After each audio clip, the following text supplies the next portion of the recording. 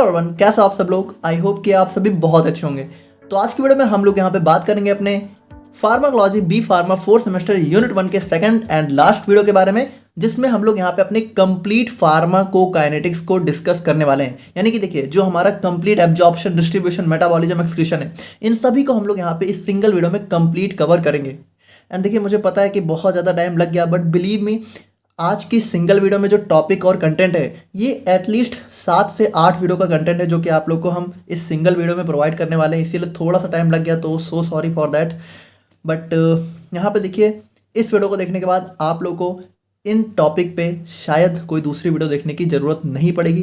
तो मेरी पूरी कोशिश रहेगी कि ये वीडियो इस टॉपिक पे one of the best video हो। और बाकी देखिए, अगर हम लोग थोड़ा सा बात करें तो थोड़ा सा हम लोग बात कर लेते हैं कि इनकी नोट्स आप लोगों को कहाँ मिलेगी। तो देखिए, जैसा कि आप लोगों को पता है कि इन सभी की नोट्स आप लोगों को फ्री में हमारी वेबसाइट imperfectpharmacy.in पर मिलेगी। लेकिन उसमें भी देखिए, आप लोगों को कैसे नोट्स मिलेगी तो थोड़ा सा बता देते हैं। हम लोगों ने वेबसाइट को भी काफ़ी मॉडिफाई करा दिया है, तो आप लोग देख लीजिएगा। तो देखिए, सबसे पहले आप लोग को वेबसाइट सर्च करनी है imperfectpharmacy.in। देखिए, .in, .shop नहीं, .in, ठीक है। उसके बाद आप जाएंगे वेबसाइट पे, तो आप लोग को फ्रंट पे यहाँ पे अपना सेक्शन दिख जाएगा। तो आप लोग को बी फार्मा में जाना है, ठीक है। और बी फार्मा में जाने के बाद आप लोग का नेक्स्ट सेक्शन आएगा नोट्स, ठीक है। नोट्स सिलेबस 2 मार्क्स, तो आप लोग को नोट्स में जाना है। नोट्स में जाने के बाद आप लोग को सेमेस्टर चूज करने के लिए आएंगे, तो आप लोग अपना 4th सेमेस्टर चूज कर लेना है। एंड उसके बाद देखिए, उसके बाद आप लोग का जो है आएगा कि आप लोग के सब्जेक्ट्स ओपन हो जाएंगे। तो आप लोग को अपना सब्जेक्ट जिसकी भी नोट्स चाहिए, फार्माकोलॉजी की चाहिए, फार्माकोलॉजी आप लोग सेलेक्ट कर लेंगे। और उसके बाद आप लोग को जिस यूनिट की नोट्स चाहिए, तो अभी यूनिट 1 की अवेलेबल है, तो यूनिट 1 की आप लोग नोट्स यूनिट 1 में जाइएगा।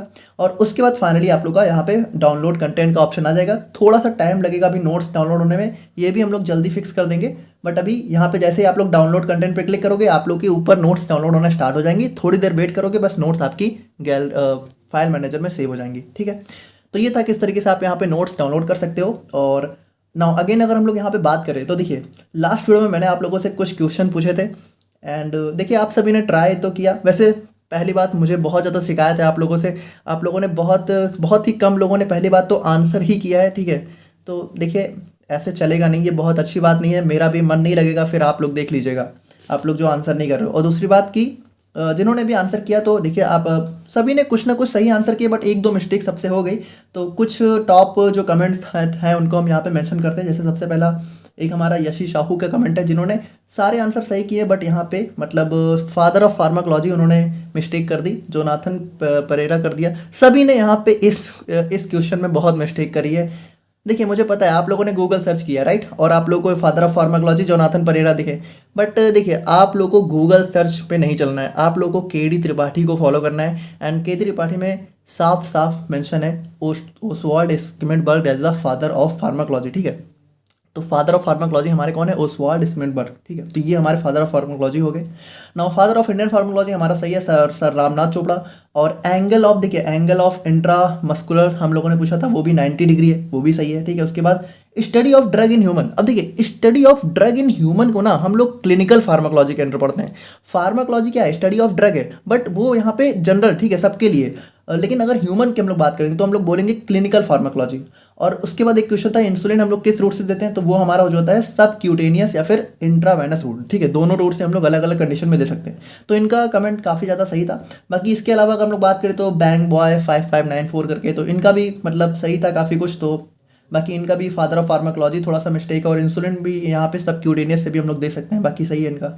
और उसके बाद साक्षी हमारी बहन है, ठीक है। तो साक्षी डोंगरे, तो इनका भी जो है हमारी क्वेश्चन 1 यहाँ पे इनसे मिस्टेक हो गई है, क्वेश्चन 3 भी हमारी थोड़ी सी मिस्टेक हो गई है, बाकी सब सही है। और उसके बाद शुभम मिश्रा, तो शुभम मिश्रा का भी सभी चीज़ें सही हैं, बस यहाँ पे फादर ऑफ फार्माकोलॉजी मिस्टेक कर दी है। और अगेन यहाँ पे तो, और उसके बाद यहाँ पे हमारा एक प्रतीक सिंगले हैं, ठीक है। तो इनका भी यहाँ पे जो है father of pharmacology he mistake हो रहा है। और उसके बाद यहाँ पे बाकी सब चीज़ें इन्होंने यहाँ पे सही लिखी हैं। तो ये हमारे सारे कुछ कमेंट्स थे। तो इस वीडियो में भी आप लोग को यहाँ पे लास्ट में कमेंट करनी है। ये सारे क्वेश्चंस आप लोग से हम लेकर आए हैं, तो इनको हम लोग यहाँ पे लास्ट में शो करेंगे, ठीक है। तो इन सभी का आंसर आप लोग को इस वीडियो में देना है, ठीक है। तो अभी हम लोग टॉपिक पढ़ेंगे, तब आप लोग यहाँ पे सारे टॉपिक का आंसर दे देना। इसको लास्ट में हम लोग दोबारा से शो करेंगे। नाउ फाइनली अगर हम लोग यहाँ पे बात करें आज की वीडियो के बारे में, तो देखिए, आज की वीडियो हमारी होने वाली है कंप्लीट फार्माकोकाइनेटिक्स के ऊपर। अब देखिए, अगर हम लोग यहाँ पे बात करें तो फार्माकोकाइनेटिक क्या होता है? सिंपल सी बात है कि हमारी बॉडी ड्रग के साथ क्या क्या करती है, वही होता है हमारे यहाँ पे फार्माकोकाइनेटिक, ठीक है। अब इसके अंदर 4 चीज़ें आ जाती हैं। देखिए इसको ना सबसे पहले हम लोग थोड़ा सा इसका एक ओवरव्यू ले लेते हैं कि एक्चुअल में इसमें क्या होने वाला है, और उसके बाद हम लोग यहाँ पे समझेंगे एक एक चीज़ों को डिटेल में। देखिए होता क्या है, जैसे कोई भी ड्रग है तो हम लोग यहाँ पे दो तरह की ड्रग को डिस्कस करते हैं। एक मान लीजिए आप लोगों ने कोई ड्रग ओरल यानी टैबलेट के फॉर्म में ली, और एक मान लीजिए आप लोगों ने कोई ड्रग आईवी यानी कि इंजेक्शन के फॉर्म में ली। अब देखिए हुआ क्या, जैसे इंजेक्शन के फॉर्म में अगर आप लोगों ने ली तो दवा क्या हुआ, दवा डायरेक्टली आप लोगों के ब्लड में इंजेक्ट करी जाती है, तो यहाँ पे क्या हुआ, डायरेक्ट हमारी ब्लड में पहुंच गई। तो देखिए जो हमारा दवा का ब्लड में पहुंचना होता है इसी को हम लोग बोलते हैं एब्जॉर्प्शन। एब्जॉर्प्शन का मतलब होता है जो हमारी ड्रग है जब वो हमारी सिस्टमिक सर्कुलेशन मतलब कि आप ये समझिए सिस्टमिक सर्कुलेशन जब हमारी दवा जो है वेन में पहुंचती है, ठीक है। आर्टरी हमारा सिस्टमिक सर्कुलेशन में नहीं आता, ये चीज ध्यान रखिएगा। ब्लड हमारा आर्टरी में भी फ्लो होता है, वेन में भी फ्लो होता है, लेकिन जब वेन में पहुंचेगी तभी हम लोग सिस्टमिक सर्कुलेशन बोलेंगे। तो जब दवा हमारी सिस्टमिक सर्कुलेशन में जाती है यानी ब्लड में जाती है, आर्टरी वेन में जाती है, तो उसी चीज को हम लोग बोलते हैं एब्जॉर्प्शन, ठीक है। तो देखिए आईवी रूट की हम लोग बात करें तो इसमें क्या होता है, इसमें हमारा डायरेक्ट एब्जॉर्प्शन हो जाता है ना। देखिए हम लोग एक एक चीज़ों को पहले बस ओवरव्यू देखने हैं ताकि आप लोग समझ जाइए कि हम लोग डिटेल में और क्या क्या पढ़ेंगे। इन्हीं सब चीज़ों को हम लोग पढ़ेंगे, एब्जॉर्प्शन एक्चुअल में और डिटेल में कैसे होता है, क्या क्या फैक्टर्स होते हैं, बस यही सब चीज़ें डिस्कस करनी है। कुछ टफ नहीं होने वाला है, बहुत सिंपल वीडियो है और बहुत इंपॉर्टेंट वीडियो है। ये आप लोगों ने समझ ली तो फार्माकोलॉजी आप लोग के लिए बहुत ईजी हो जाएगी, और इसीलिए ये टॉपिक हमारा जनरल फार्माकोलॉजी के अंदर आ जाता है, ठीक है। और बाकी देखिए अगर मान लीजिए कोई दवा हम यहीं पे हम लोगों ने टैबलेट के फॉर्म में ओरल रूट से ली, तो देखिए इसके साथ क्या क्या होगा, ये हमारी डायरेक्टली ब्लड में नहीं जाएगी, बल्कि सबसे पहले होगा इसका डिसइंटीग्रेशन, यानी जो टैबलेट है सबसे पहले ये बॉडी में हमारी जाके टूटेगी। डिसइंटीग्रेशन मतलब कि टैबलेट्स का टूटना, ठीक है, तो ये टूटेगी। और टूटने के बाद क्या होगा, ये जो हमारा बॉडी फ्लूइड्स हैं, ठीक है, जैसे स्टमक हो गया, इंटेस्टाइन हो गया, उनके अंदर जो भी फ्लूइड्स प्रेजेंट हो गए है ना, जो भी फ्लूइड होगा उनके अंदर जाके हमारी ये दवा क्या होगी, डिजॉल्व होगी, डिजोल्यूशन होगा। और डिजोल्यूशन के बाद क्या होगा भाई, डिजोल्यूशन के बाद भी ये दवा हमारी ब्लड में नहीं जाएगी, बल्कि इसका हो जाएगा फर्स्ट पास मेटाबॉलिज्म। अब देखिए इसको बस अभी आप लोग समझ लीजिए, और इसको भी हम लोग इसी वीडियो में काफी डिटेल में देखेंगे। फर्स्ट पास मेटाबॉलिज्म का मतलब है कि दवा हमारी ब्लड में जाने से पहले ही थोड़ा सा बाहर निकल जाएगी हमारी बॉडी से। मतलब आप ये समझिए first pass metabolism basically liver में होता है। तो दवा होता क्या है कि जब भी दवा हम लोग ओरल रूट से लेते हैं तो वो दवा हमारी ब्लड में डायरेक्टली ना जाके पहले हमारी लिवर में जाती है, और लिवर से हमारा क्या होता है, कुछ दवा हमारी बाहर निकल जाती है। यानी जितनी दवा हम लोग ओरल रूट से लेते हैं वो पूरी की पूरी दवा हमारी ब्लड में नहीं पहुंचती, बल्कि कुछ ही पहुंचती है, ठीक है। तो देखिए एट लास्ट में क्या होगा, लेकिन यहाँ पे ये सारी चीजें होने के बाद एट लास्ट में दवा हमारी ब्लड में पहुंच जाएगी। अब वो अलग बात है कि आईवी से हमारी पूरी दवा ब्लड में गई जितनी हम लोगों ने दी थी, और ओरल से जितनी दवा हम लोगों ने दी थी उतनी उससे कुछ कम दवा ही पहुंची है ना। और इस चीज को बायो अवेलेबिलिटी बोलते हैं, वो हम लोग अभी देखेंगे, सब देखेंगे। बस अभी आप लोग इतना समझो, इतना समझ के ना आप लोग की दवा हमारी कहाँ आ गई, ब्लड में आ चुकी है, ठीक है। अब ब्लड में आने के बाद देखिए क्या होगा, सेकंड स्टेप हमारा क्या है, डिस्ट्रीब्यूशन। डिस्ट्रीब्यूशन का मतलब है देखिए भाई ब्लड में आने से तो हमारा काम होगा नहीं, हमें तो दवा को वहां पहुंचाना है जहां इसका काम हो। तो जहां पे दवा का काम होता है उसको हम लोग बोलते हैं साइट ऑफ एक्शन, यानी कि जिस जगह हमें दवा, मान लीजिए अगर हमें सर दर्द हो रहा है तो हमें दवा कहाँ पहुंचानी है, हमें दवा पहुंचानी है अपने सीएनएस में, यानी कि अपने सर में पहुंचानी है, कह सकते हो सेंट्रल नर्वस सिस्टम में पहुंचानी है। तो सेंट्रल नर्वस सिस्टम हो गया इसका साइट ऑफ एक्शन, ठीक है। या फिर मान लीजिए कुछ भी हो रहा है, जैसे कुछ भी प्रॉब्लम है तो जहां पे प्रॉब्लम है दवा को वहां जो पहुंचाना है तो वही होता है साइट ऑफ एक्शन। तो डिस्ट्रीब्यूशन में क्या होगा, डिस्ट्रीब्यूशन में जो दवा है वो ब्लड से कहां जाएगी, हमारे साइट ऑफ एक्शन पे। अब देखिए एक बहुत इंपॉर्टेंट चीज है कि जो पूरी की पूरी दवा है वो पूरी की पूरी दवा साइट ऑफ एक्शन पे नहीं जाती है, बल्कि कुछ ही दवा जाती है साइट ऑफ एक्शन पे, और कुछ दवा हमारी बॉडी के और भी जगह चली जाती है। मतलब आप समझिए कि दवा क्या है भाई, ब्लड हमारा पूरी बॉडी में फ्लो हो रहा है, उसको ये थोड़ी पता है कि ब्लड हमारा साइट ऑफ एक्शन पे जा रहा है। तो दवा हमारी साइट ऑफ एक्शन पे तो जाती है, लेकिन कुछ कुछ दवा हमारी कुछ अलग टिश्यूज में भी चली जाती है। तो ये चीज अभी आप लोग बस ध्यान रखिए, बहुत सारी चीजें मुझे पता है, अगर आप लोग थोड़ा पढ़े हो तो ब्लड में भी कुछ दवा बाइंड हो जाती है ना, प्लाज्मा प्रोटीन बाइंडिंग, सब देखेंगे, कोई दिक्कत नहीं है। अभी बस आप लोग जनरल समझिए। और साइट ऑफ एक्शन पे क्या होता है, इसके रिसेप्टर्स होते हैं ना, तो इन्हीं पे बाइंड हो जाती है और अपना एक्शन शो करती है। अब देखिए डिस्ट्रीब्यूशन के बाद क्या होता है, भाई दवा ने अपना एक्शन वगैरह शो कर लिया, अब हमें इसको बॉडी से बाहर निकालना है। लेकिन देखिए बॉडी से बाहर निकालने के लिए क्या होता है, हमें जैसे मान लीजिए दवा जिस फॉर्म में है उसी फॉर्म में दवा बॉडी से बाहर नहीं निकलती है।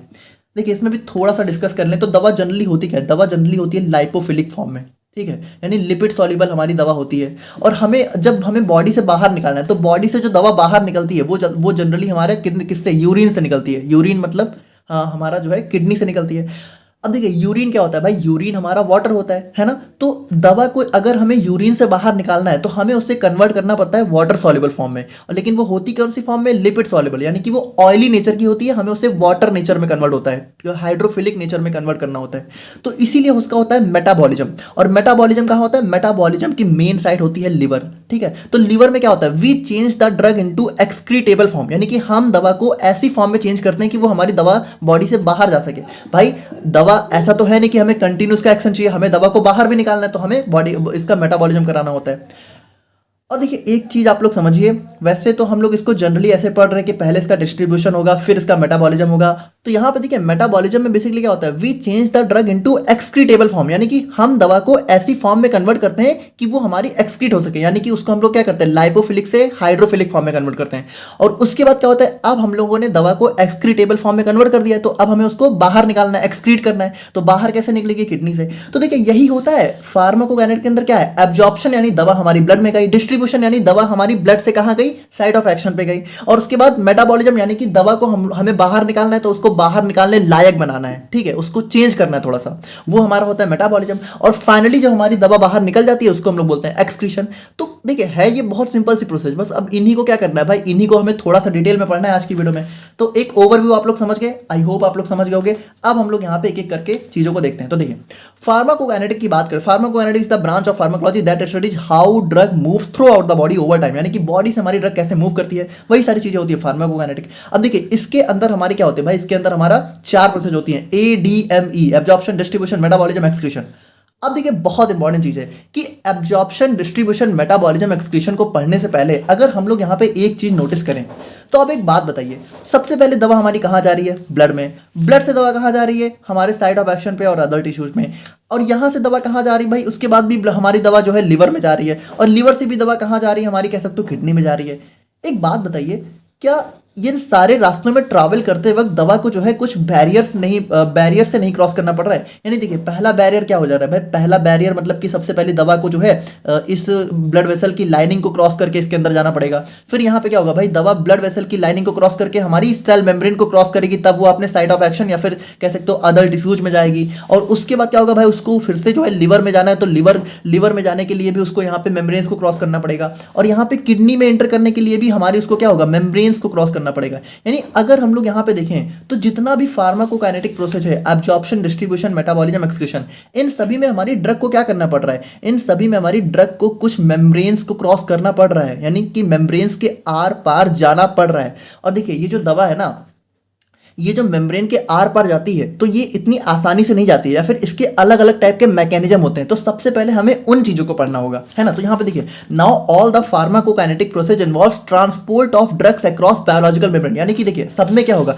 जो हमारी दवा है वो ट्रांसपोर्ट करेगी अलग अलग बायोलॉजिकल मेम्ब्रेन से, ठीक है, ताकि वो अपने जो है फाइनल जो भी काम है उसका पूरा कर सके। तो उन सभी को करने के लिए उसको क्या होगा, अलग अलग बायोलॉजिकल मेम्ब्रेन्स को क्रॉस करना पड़ेगा, यानी उनके अक्रॉस उसका ट्रांसपोर्ट होगा। तो सबसे पहले हम लोग यहाँ पे इसी चीज को देखेंगे कि किस तरीके से हमारी दवा का जो है ट्रांसपोर्ट होता है, यानी कैसे हमारी दवा जो है मेम्ब्रेन ट्रांसपोर्ट हमें देखने को मिलता है।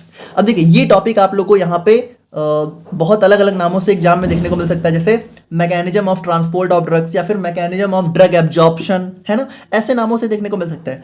और यहाँ पे देखिए एक बहुत इंपॉर्टेंट चीज है कि कहीं कहीं क्या होता है, इस टॉपिक को स्पेसिफिकली एब्जॉर्प्शन के अंडर में पढ़ाते हैं, जबकि ये सही नहीं है। देखिए ये टॉपिक ना पूरी फार्माकोकाइनेटिक के लिए एसेंशियल है ना। ये ऐसा थोड़ी कि सिर्फ एब्जॉर्प्शन में हमारी ड्रग जो है मेम्ब्रेन को क्रॉस करती है भाई, डिस्ट्रीब्यूशन होगा तब भी मेम्ब्रेन क्रॉस करेगी, मेटाबॉलिज्म होगा तब भी मेम्ब्रेन क्रॉस करेगी, और उसके बाद एक्सक्रीशन में भी उसको मेम्ब्रेन क्रॉस करनी है। यानी ये टॉपिक हमारी पूरी फार्माकोकाइनेटिक के लिए जरूरी टॉपिक हो जाता है, एसेंशियल हो जाता है। अब देखिए मेम्ब्रेन ट्रांसपोर्ट अगर हम लोग देखें ना, तो ये कुछ नया नहीं है। अगर आप लोगों को याद हो फर्स्ट सेमेस्टर में आप लोगों ने transport of substance across cell membrane पढ़ा था, तो वही सारी चीजें हैं। याद हो आप लोग को पैसिव डिफ्यूजन, एक्टिव ट्रांसपोर्ट, वही सारी चीजें हमें थोड़ा सा पढ़नी है, बस कुछ चीजें नहीं होंगी। जैसे देखिए membrane transport is defined as transport of drug across biological membrane such as cell membrane. अब देखिए यहाँ पे हमारा मेम्ब्रेन ट्रांसपोर्ट का क्या मतलब है कि जो दवा हमारी cell membrane, intestinal lining, blood brain barrier, हमारा एक ब्लड ब्रेन बैरियर होता है, रीनल टिब्यूल्स, यानी कि देखिए हमें जब दवा एक्सक्रीट होगी, जब बाहर जाएगी तो उसको रीनल टिब्यूल्स के अंदर जाना होगा। इन सभी चीजों को जो क्रॉस करती है ना,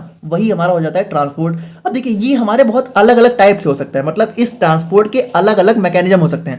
passive diffusion, facilitated diffusion, active transport, pore transport, ion pair और एंडोसाइटोसिस, ये सारे हमारे कुछ अलग अलग मेथड होते हैं। तो इन सभी को हम लोग यहाँ पे एक एक करके डिटेल में डिस्कस करते हैं। सबसे पहले हम लोग बात करते हैं सबसे सिंपल मेथड के बारे में, जो कि हमारा होता है पैसिव डिफ्यूजन। देखिए पैसिव डिफ्यूजन बहुत सिंपल सा मेथड है। इसमें देखिए क्या होगा भाई, इसमें हमारा सिंपली जैसे मान लीजिए ये हमारा क्या है, ये हमारी सेल मेम्ब्रेन है, ठीक है। अब यहाँ पे मान लीजिए जैसे हमारी जो ड्रग है, ठीक है, तो क्या होगा अगर इस ड्रग को इस सेल मेम्ब्रेन को क्रॉस करना है तो भाई ड्रग क्या होगा, सेल मेम्ब्रेन के बाहर ड्रग की हाई कंसेंट्रेशन होगी, है ना, यानी सेल मेम्ब्रेन के बाहर क्या होगी भाई, पूरी की पूरी ड्रग होगी। तो इसकी कंसेंट्रेशन देखिए, कंसेंट्रेशन मतलब कि कितना अमाउंट है हमारी ड्रग का, तो भाई सारा का सारा अमाउंट स्टार्टिंग में क्या होगा, सेल के बाहर ही होगा, और सेल के अंदर क्या होगा, सेल के अंदर तो कुछ अमाउंट नहीं होगा, यानी बाहर क्या है, ड्रग की हाई कंसेंट्रेशन, हाई कंसेंट्रेशन, और अंदर क्या है, अंदर है ड्रग की लो या फिर कह सकते हो जीरो कंसेंट्रेशन स्टार्टिंग में। तो भाई देखिए डिफ्यूजन क्या होता है, डिफ्यूजन सिंपल सा होता है movement from high concentration to low concentration, यानी इसमें हमें कुछ नहीं करना है, जो ड्रग है वो सिंपली हाई कंसेंट्रेशन से लो कंसेंट्रेशन की तरफ मूव करेगी, और थोड़ी देर बाद क्या होगा, थोड़ी देर बाद यहाँ पे हमारी जितनी दवा बाहर है उतनी ही दवा हमारी अंदर भी पहुंच जाएगी, यानी कि ये डिफ्यूजन मूवमेंट तब तक होगा जब तक इक्विलिब्रियम ना मेंटेन हो जाए, ठीक है। तो इस तरीके से देखिए सिंपल डिफ्यूजन में क्या होता है, फिर पैसिव डिफ्यूजन में क्या होता है कि हमारी जो दवा है वो हमारी हाई से लो कंसेंट्रेशन की तरफ मूव करती है, और इसमें जो हमारा मूवमेंट होता है वो कंसेंट्रेशन ग्रेडियंट से ड्राइव होता है। कंसेंट्रेशन ग्रेडियंट का क्या मतलब है, इसका सिंपल सा मतलब है कि कितना ज्यादा डिफरेंस है हाई और लो में। देखिए जितना ज्यादा डिफरेंस होगा उतनी तेजी से या फिर उतना फास्ट मूवमेंट होगा। भाई एक बात बताइए कि अगर हमारी दवा मान लीजिए यहाँ पे, जैसे यहाँ पे क्या है, यहाँ पे दोनों बराबर हो चुके हैं, तो यहाँ पे क्या होगा, यहाँ पे जो है जनरली देखें तो हम लोग मूवमेंट जो है पैसिव डिफ्यूजन नहीं ना के बराबर हो रहा होगा, है ना। लेकिन अगर हम लोग यहाँ पे देखें तो यहाँ पे क्या है भाई, यहाँ पे एक तरफ बहुत हाई है एक तरफ बहुत लो है, तो क्या होगा, यहाँ पे बहुत तेजी से मूवमेंट होगा, है ना। तो कंसेंट्रेशन ग्रेडियंट मतलब कि हाई और लो के बीच में डिफरेंस कितना है। जैसे मान लीजिए हम लोग मान लीजिए 100 मॉलिक्यूल्स हैं यहाँ पे हमारे ड्रग के, ठीक है, बाहर, और अंदर जीरो है, तो यहाँ पे कंसेंट्रेशन ग्रेडियंट क्या हो जाएगा, कंसेंट्रेशन ग्रेडियंट का मतलब है हाई माइनस लो का जो डिफरेंस आएगा, तो 100 माइनस जीरो का डिफरेंस कितना है, 100। और वही मान लीजिए अगर हम लोग यहाँ पे मान लीजिए यहाँ पे ड्रग के होते 50 मॉलिक्यूल, ठीक है, और अंदर मान लीजिए ड्रग के होते 30 मॉलिक्यूल, तो अब यहाँ पे कंसेंट्रेशन ग्रेडियंट कितना है, 50 माइनस 30 यानी कि 20। तो देखिए वैल्यू कहाँ ज्यादा है, वैल्यू यहाँ ज्यादा है, यानी यहाँ पे मूवमेंट हमारा ज्यादा तेजी से होगा, ज्यादा फास्ट, ज्यादा एफिशिएंटली होगा। तो देखिए वही चीज है, passive diffusion is the process by which drug moves across a membrane from an area of high concentration to the area of low concentration. Simple सी बात है, हाई से लो में मूवमेंट होगा, मूवमेंट हमारा कंसेंट्रेशन ग्रेडियंट से ड्रिवन होगा। आप लोगों ने देख लिया, आई होप समझ गए होंगे।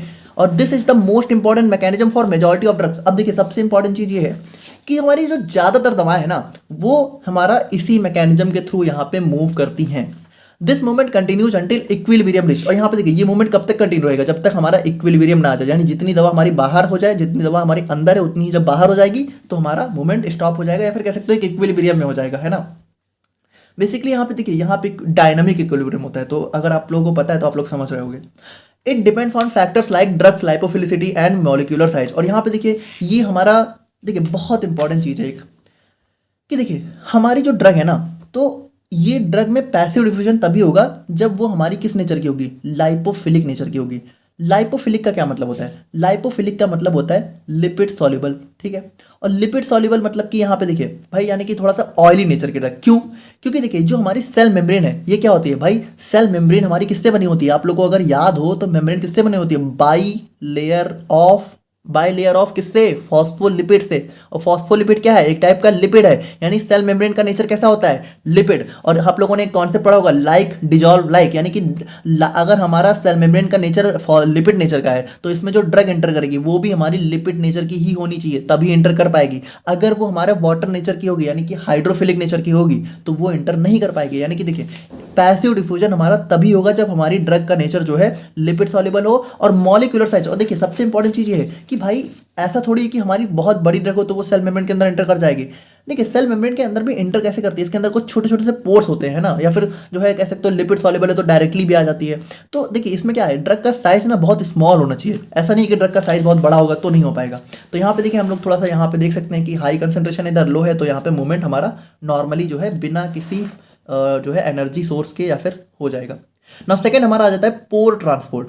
अब देखिए पोर ट्रांसपोर्ट क्या है, पोर ट्रांसपोर्ट को हम लोग यहाँ पे फिल्ट्रेशन के नाम से भी जानते हैं। और देखिए इसमें होता क्या है, जैसे देखिए सेल मेम्ब्रेन हम लोग यहाँ पे जनरली दिखाते तो इस तरीके से हैं, लेकिन एक्चुअल में देखें ना तो सेल मेम्ब्रेन ऐसे नहीं होती है, बल्कि कुछ इस तरीके से होती है। यानी देखिए सेल मेम्ब्रेन में बेसिकली होता क्या है कि हमारे कुछ पोर्स हमें देखने को मिलते हैं। तो यहाँ पे देखिए ये जो पोर्स हैं वैसे बहुत स्मॉल होते हैं, तो जब इन पोर्स के थ्रू हमारी दवा जो है एंटर करती है तो इसको हम लोग बोलते हैं पोर ट्रांसपोर्ट या फिर फिल्ट्रेशन। फिल्ट्रेशन मतलब क्या है कि भाई जो भी हमारे पोर्स हैं उनके थ्रू दवा हमारी फिल्टर होकर हमारी सेल के अंदर आ गई, है ना। Pore transport is a mechanism of drug movement whether drug molecules transport through aqueous pores, यानी कि देखिए ये हम, और ये जनरली हमारे पोर्स किसके होते हैं, एक्वस नेचर के होते हैं। अब इसमें क्या होता है, इसमें हमारी लिपिड सॉल्युबल और हमारी हाइड्रोफिलिक ड्रग दोनों ही हमारी इस तरीके से मूवमेंट हो जाते हैं। Through filtration lipid soluble drugs can also lipid insoluble, यानी कि देखिए लिपिड इनसॉल्युबल यानी कि मान लीजिए अगर कोई ड्रग हमारी हाइड्रोफिलिक नेचर की है, जैसे ड्रग तो हमारी दोनों नेचर की हो सकती है, ऑल दो जनरली 90% ड्रग हमारी लाइपोफिलिक नेचर की होती हैं, लेकिन मान लीजिए 10% ड्रग अगर हमारी हाइड्रोफिलिक नेचर की है तो वो भी आ सकती है, क्योंकि देखिए इनको सेल मेम्ब्रेन को क्रॉस थोड़ी करना है, इनको तो इस पोर के थ्रू अंदर आना है, यानी ये जो स्पेस दिख रहा है इसके अंदर से आना है। तो ये चाहे एक्वस सॉल्युबल हो, चाहे वाटर सॉल्युबल हो, चाहे लिपिड सॉल्युबल हो, कुछ भी हो, कोई दिक्कत नहीं है ना। तो यहाँ पे लिपिड इनसॉल्युबल ड्रग्स भी हमारी आ सकती हैं, लेकिन इंपॉर्टेंट चीज़ क्या है कि इनका साइज हमारा बहुत स्मॉल होना चाहिए। ऐसा नहीं है कि हमारा साइज भी बहुत बड़ा है तब भी आ जा रही है, तो साइज स्मॉल होना चाहिए। और देखिए इस तरीके से हमारा पोल ट्रांसपोर्ट हमें देखने को मिल सकता है। ना अगर हम लोग यहाँ पे बात करें अपने फैसिलिटेटेड डिफ्यूजन के बारे में, तो देखिए अब ये हमारा जो है इसमें देखिए इसमें क्या होता है, पैसिव डिफ्यूजन में फैसिलिटेटेड, देखिए फैसिलिटेटेड मतलब कि कुछ फैसिलिटी प्रोवाइड करना। तो इसमें हम लोग क्या करते हैं, इसमें हमारा मूवमेंट जो है डायरेक्टली नहीं होता है, और देखिए है ये भी डिफ्यूजन, यानी कि सबसे पहली बात देखिए डिफ्यूजन जहां दिखेगा, डिफ्यूजन का मतलब होता है कि मूवमेंट हमारा हाई कंसेंट्रेशन से लो कंसेंट्रेशन में ही होगा। लेकिन यहाँ पे देखिए इंपॉर्टेंट चीज़ क्या है कि ये हमारा फैसिलिटेटेड है, यानी इसमें अपने आप नहीं होगा बल्कि हमें कुछ फैसिलिटी देनी पड़ेगी। और ये फैसिलिटी हमें क्यों देनी पड़ेगी, क्योंकि देखिए जैसे हम लोगों ने पैसिव डिफ्यूजन में देखा था कि जो भी हमारे लो मॉलिक्यूलर साइज, यानी कि जिनका साइज बहुत स्मॉल था और जो बहुत ज़्यादा लिपिड सॉल्युबल ड्रग थी, वो हमारी नॉर्मली पैसिव डिफ्यूजन से क्रॉस कर जा रही थी सेल मेम्ब्रेन को। लेकिन अगर वहीं मान लीजिए कोई ड्रग है उसका साइज थोड़ा बड़ा है, ठीक है, और अगर वो मान लीजिए ज़्यादा लिपिड सॉल्युबल नहीं है या फिर लेस लाइपोफिलिक है या फिर थोड़ा हाइड्रोफिलिक है, तो उसमें भी क्या होगा, उसमें अगर हम लोग को मूवमेंट कराना है तो उसमें हमें फैसिलिटी देनी पड़ेगी। और ये फैसिलिटी देने का काम कौन करता है, ये काम करते हैं हमारे कुछ कैरियर प्रोटीन्स, ठीक है। तो हमारे कुछ प्रोटीन्स होते हैं जिनके थ्रू क्या होता है, जो हमारी देखिए जो हमारी सेल मेम्ब्रेन है ना, तो इस सेल मेम्ब्रेन में हमारे कुछ प्रोटीन्स होते हैं एम्बेडेड, यानी कि कुछ प्रोटीन्स भी हमारे सेल मेम्ब्रेन के अंदर होते हैं। और इन प्रोटीन्स के अंदर क्या होता है, इन प्रोटीन्स के अंदर एक स्पेशलिटी होती है कि ये हमारी ड्रग को जो है सेल मेम्ब्रेन के अंदर ले जा सकती हैं। इसको देखिए, इसको आप लोग थोड़ा इस तरीके से समझिएगा, इस फिगर में देखिएगा कि जैसे ये हमारी क्या है, ये हमारी टाइप की कैरियर प्रोटीन है, और ये मान लीजिए हमारा ड्रग मॉलिक्यूल है। तो होगा क्या, ये ड्रग मॉलिक्यूल इस प्रोटीन के साथ बाइंड होगा और ये हमारी पूरी सेल मेम्ब्रेन है, ठीक है। मतलब देखिए जैसे इसी सेल मेम्ब्रेन को मान लीजिए हम लोगों ने थोड़ा सा जूम करके इस पार्ट को थोड़ा जूम करके दिखाया है, तो ये देखिए ये थोड़ा भाई देखिए ऐसा थोड़ी होता है, इतना पतला थोड़ी होता है, ये थोड़ा सा थिक होता है। तो ये देखिए ये हमारी सेल मेम्ब्रेन है और यहाँ पे हमारा लगा हुआ है कैरियर प्रोटीन। तो ये कैरियर प्रोटीन के साथ क्या होगा, ड्रग हमारी बाइंड होगी, उसके बाद ये हमारा बाइंडेड फॉर्म में इसके अंदर से क्या होगा, इस तरीके से मूव करेगा, ठीक है, और यहाँ पे हमारी ड्रग जो है बाहर चली जाएगी, है ना। तो ये प्रोटीन की कैरियर प्रोटीन की हद से क्या हुआ, हमारा ड्रग का ट्रांसपोर्ट हुआ। तो देखिए it is similar to passive diffusion but requires some specific carrier protein, यानी कि देखिए होता ये पैसिव डिफ्यूजन जैसा ही, यानी कि हमारा मूवमेंट हाई कंसेंट्रेशन से लो कंसेंट्रेशन पे ही होगा, बस यहाँ पे हमें कुछ कैरियर प्रोटीन देने पड़ेंगे। और इसको हम लोग यहाँ पे कैरियर मेडिएटेड ट्रांसपोर्ट बोलते हैं, क्योंकि हमें कैरियर की जरूरत पड़ रही है ना। देखिए कैरियर मेडिएटेड के अंदर हमारा एक्टिव ट्रांसपोर्ट भी आ जाता है, वो चीज़ हम लोग देखेंगे। और this process does not require energy and relies on the concentration gradient of the drug. अब देखिए इसमें क्या है भाई, इसमें हमें कोई एनर्जी नहीं देनी पड़ रही है, ऐसा नहीं कि हमें बाहर से एनर्जी देनी पड़ती, बल्कि कंसेंट्रेशन ग्रेडियंट पे ही रिलाई करते हैं। यानी कंसेंट्रेशन ग्रेडियंट क्या है, हाई कंसेंट्रेशन से लो कंसेंट्रेशन, हाई जिधर होगी उधर से मूवमेंट होगा लो की तरफ। This mechanism is crucial for larger और लेस लाइपोफिलिक, यानी कि देखिए जो दवा हमारी बड़ी है या फिर लेस लाइपोफिलिक है उनके लिए हमारा ये मैकेनिज्म इंपॉर्टेंट होता है। देखिए आप लोग समझ गए ना भाई, हमारी जितनी भी ड्रग हैं वो हमारी क्या होती हैं, वो हमारी ज़्यादातर लाइपोफिलिक नेचर की होती हैं। क्यों, क्योंकि उनको यहाँ पे इन मेम्ब्रेन को क्रॉस करना होता है और ये मेम्ब्रेन भी हमारी लाइपोफिलिक नेचर की होती हैं। तो जो सेम नेचर की ड्रग है वही मेम्ब्रेन को क्रॉस कर पाती हैं। तो अगर कोई लेस लाइपोफिलिक है तो उसके लिए हमें कुछ दूसरे मेथड्स अपनाने पड़ते हैं, या फिर कुछ मतलब हमें क्या अपनाने पड़ते हैं, वो खुद ही कुछ दूसरे मेथड के थ्रू हमारे बॉडी में ट्रांसपोर्ट होती हैं। अब फिर हमारा नेक्स्ट आ जाता है एक्टिव ट्रांसपोर्ट। अब देखिए ये हमारा बहुत इंपॉर्टेंट ट्रांसपोर्ट हो जाता है, क्योंकि देखिए अभी तक हम लोगों ने क्या देखा, अभी तक हम लोगों ने जो भी ट्रांसपोर्ट देखा ये सारे हमारे अपने आप हो रहे थे, हमें यहाँ पे कोई एक्स्ट्रा एनर्जी देने की जरूरत नहीं पड़ रही थी। लेकिन अब हमारा आ जाता है एक्टिव। एक्टिव का मतलब क्या है, एक्टिव मतलब कि हमें इसमें कुछ एक्टिवली एनर्जी देनी पड़ेगी। तो इसमें हमें देनी पड़ती है बाहर से एनर्जी, और एनर्जी किस फॉर्म में देते हैं भाई, हमारी बॉडी में एनर्जी किस फॉर्म में होती है, एटीपी के फॉर्म में। तो इसमें क्या होता है, इसमें हम लोग यहाँ पे एटीपी के फॉर्म में एनर्जी देते हैं। और क्यों देते हैं, बहुत इंपॉर्टेंट चीज़ है, इसमें जो हमारा मूवमेंट है ना वो हमारा लो कंसेंट्रेशन से हाई कंसेंट्रेशन की तरफ होता है। यानी देखिए इसमें क्या होगा, इसमें हमारा जो ड्रग का मूवमेंट है, तो इसमें हमारा ड्रग का मूवमेंट जो है कह सकते हो अपोजिट डायरेक्शन में होगा। यानी जिधर हाई है ना उधर से लो की तरफ नहीं होगा, बल्कि जिधर लो है ठीक है, उधर से हाई की तरफ होगा। अब ये देखिए हमारा कुछ होता है स्पेशल केसेज में, तो इसमें क्या होगा भाई, अगर हमें लो से हाई मूवमेंट कराना है तो हमें यहाँ पे देनी पड़ती है एटीपी, ठीक है। और ये एटीपी क्या करता है, ये एटीपी यहाँ पे, और देखिए सिर्फ एटीपी नहीं देनी पड़ती है, बहुत इंपॉर्टेंट चीज़ है, हमें एटीपी तो देनी ही पड़ती है, लेकिन इसके साथ साथ हमें कैरियर प्रोटीन्स भी देना पड़ता है। यानी ये जो प्रोटीन्स होते हैं ना, ये तो हमें देने ही पड़ेंगे, लेकिन इसके साथ साथ हमें एटीपी भी देनी पड़ेगी, तब जाके हमारा मूवमेंट होगा। और ये मूवमेंट कैसा होता है, लो कंसेंट्रेशन से हाई कंसेंट्रेशन की तरफ, यानी कि मूवमेंट होता है against the concentration gradient. Concentration gradient हम लोगों ने देखा उसके अगेंस्ट में होता है ना, तो ये जस्ट उल्टा होता है हमारे पैसिव डिफ्यूजन का, या फिर कह सकते हो फैसिलिटेटेड डिफ्यूजन का जस्ट उल्टा होता है। In this energy is required in the form of ATP and it also needs carrier protein. तो इसमें एनर्जी भी चाहिए और कैरियर प्रोटीन भी चाहिए। नाउ नेक्स्ट हमारा आ जाता है आयन पेयर ट्रांसपोर्ट। देखिए आयन पेयर ट्रांसपोर्ट में क्या होता है कि कुछ हमारी आयनिक ड्रग्स होती हैं, जैसे कि हो सकता है कि हमारी जो कुछ ड्रग है आयनिक, मतलब कि आप समझ रहे हो आयन्स, यानी कि प्लस माइनस चार्ज जिसमें देखने को मिले, कैटायन एनायन।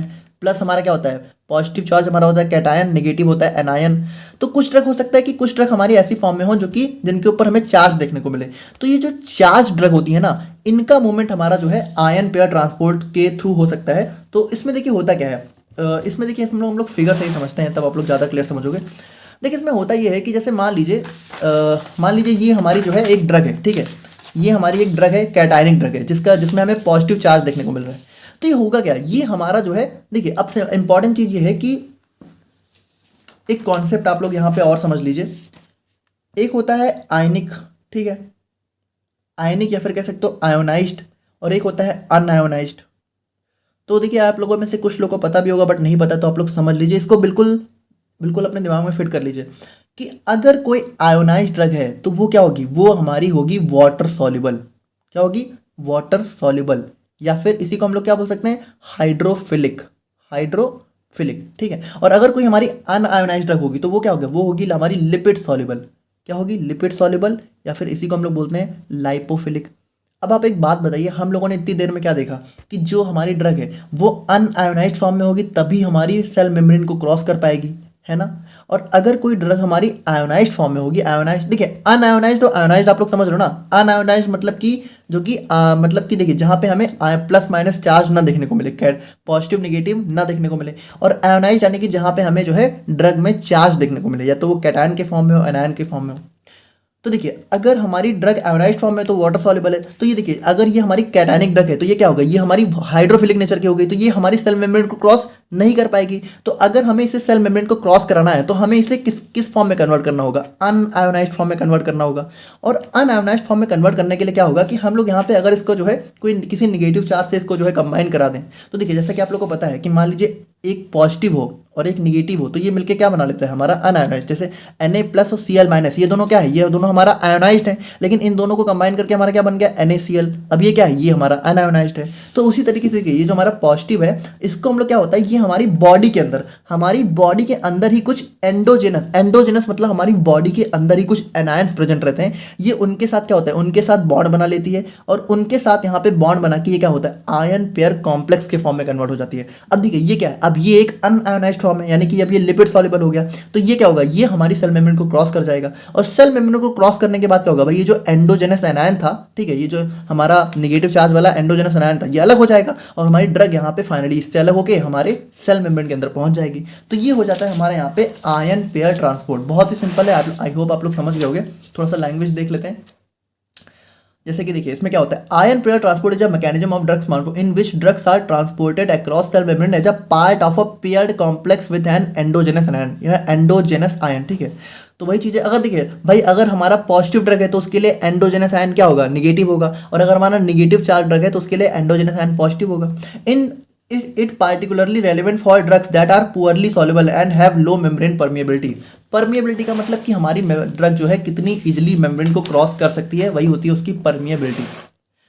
नाउ नेक्स्ट हमारे इसके अंदर मेथड आ जाता है एंडोसाइटोसिस। अब देखिए एंडोसाइटोसिस मतलब क्या होता है, देखिए एंडोसाइटोसिस को सबसे पहली बात हम लोग यहाँ पे वेसिकुलर ट्रांसपोर्ट बोलते हैं। और इसमें क्या होता है, इसमें हमारी सेल मेम्ब्रेन जो है कह सकते हो दवा को इंगल्फ कर लेती है, इंगल्फ मतलब निगल लेती है। देखिए थोड़ा सा अजीब लग रहा होगा, बट आप लोग ऐसे समझिए। इसमें होता क्या है, जैसे हमारी जो ड्रग है तो होता क्या है, सेल मेम्ब्रेन के अंदर यहाँ पे एक हमारा कह सकते हो एक स्पेस फॉर्म होता है, ठीक है। तो इसी स्पेस में क्या होता है, इसी स्पेस में दवा आ जाती है और फिर क्या होता है, दवा यहाँ पे इसी स्पेस के अंदर जो है अंदर चली जाती है सेल मेम्ब्रेन के। और ये क्या होता है, देखिए ये हमारा हो जाता है वेसिकल, ठीक है। ये जो दवा है देखिए ये है हमारी मेन दवा और इसके ऊपर क्या हुआ, इसके ऊपर हमें एक वेसिकल्स यानी कि कह सकते हो एक कवरिंग देखने को मिल रही है और इसीलिए इसको हम लोग बोलते हैं वेसिकुलर ट्रांसपोर्ट, यानी कि इसमें हमारी दवा जो है वेसिकल्स के फॉर्म में ट्रांसपोर्ट होती है।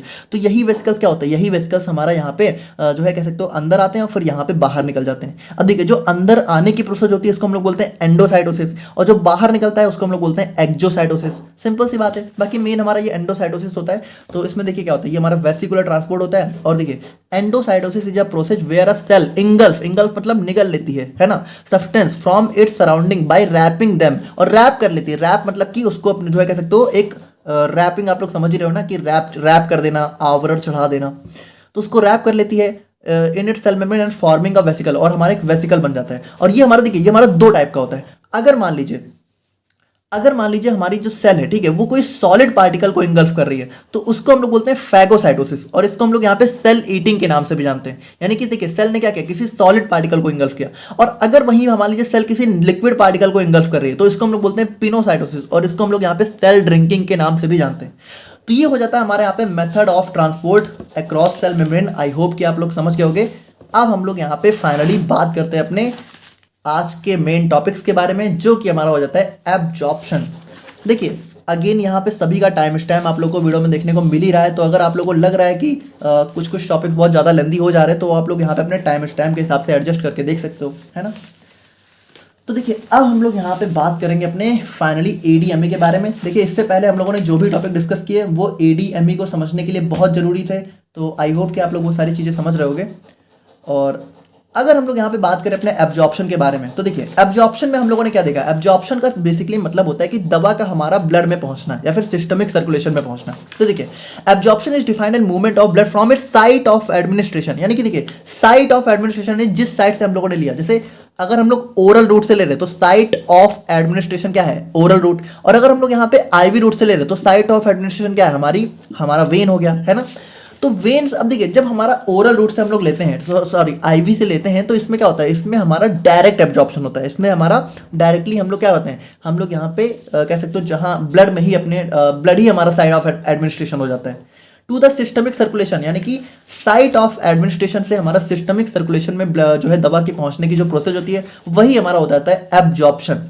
This process is essential for the drug to exert its therapeutic effect. और भाई देखिए जब तक हमारी दवा ब्लड में नहीं पहुंचेगी तब तक क्या होगा, तब तक वो डिस्ट्रीब्यूट नहीं होगी, और जब तक डिस्ट्रीब्यूट नहीं होगी तब तक क्या होगा, उसका थेरापेटिक इफेक्ट नहीं आएगा। यानी थेरापेटिक इफेक्ट, यानी थेरापेटिक मतलब आप समझ रहे हो ना, जो भी दवा को अपना एक्शन शो करना है वो एक्शन शो करने के लिए हमारा एब्जॉर्प्शन बहुत इंपॉर्टेंट प्रोसेस हो जाता है। और देखिए ये हमारा बहुत इंपॉर्टेंट है except in the case of direct administration into the blood stream such as IV. तो इसमें देखिए भाई आईवी में क्या होता है, आईवी में हमारा कह सकते हो एब्जॉर्प्शन फेस ही स्किप हो जाता है ना, इसमें एब्जॉर्प्शन स्किप हो जाता है क्योंकि इसमें क्या होता है भाई, इसमें हम लोग डायरेक्टली ब्लड में डाल दिए। और एब्जॉर्प्शन का मतलब क्या होता है, मतलब यही होता है कि ब्लड में दवा को पहुंचाना। तो जो हम लोगों ने डायरेक्टली डाल दी तो इसमें हम लोग यहाँ पे बोल सकते हैं या तो इसका डायरेक्ट एब्जॉर्प्शन हो रहा है या तो इसमें एब्जॉर्प्शन होता ही नहीं है, इसमें डायरेक्टली हमारी ब्लड पहुंच जाती है, डायरेक्ट इसका डिस्ट्रीब्यूशन और मेटाबॉलिज्म स्टार्ट हो जाता है।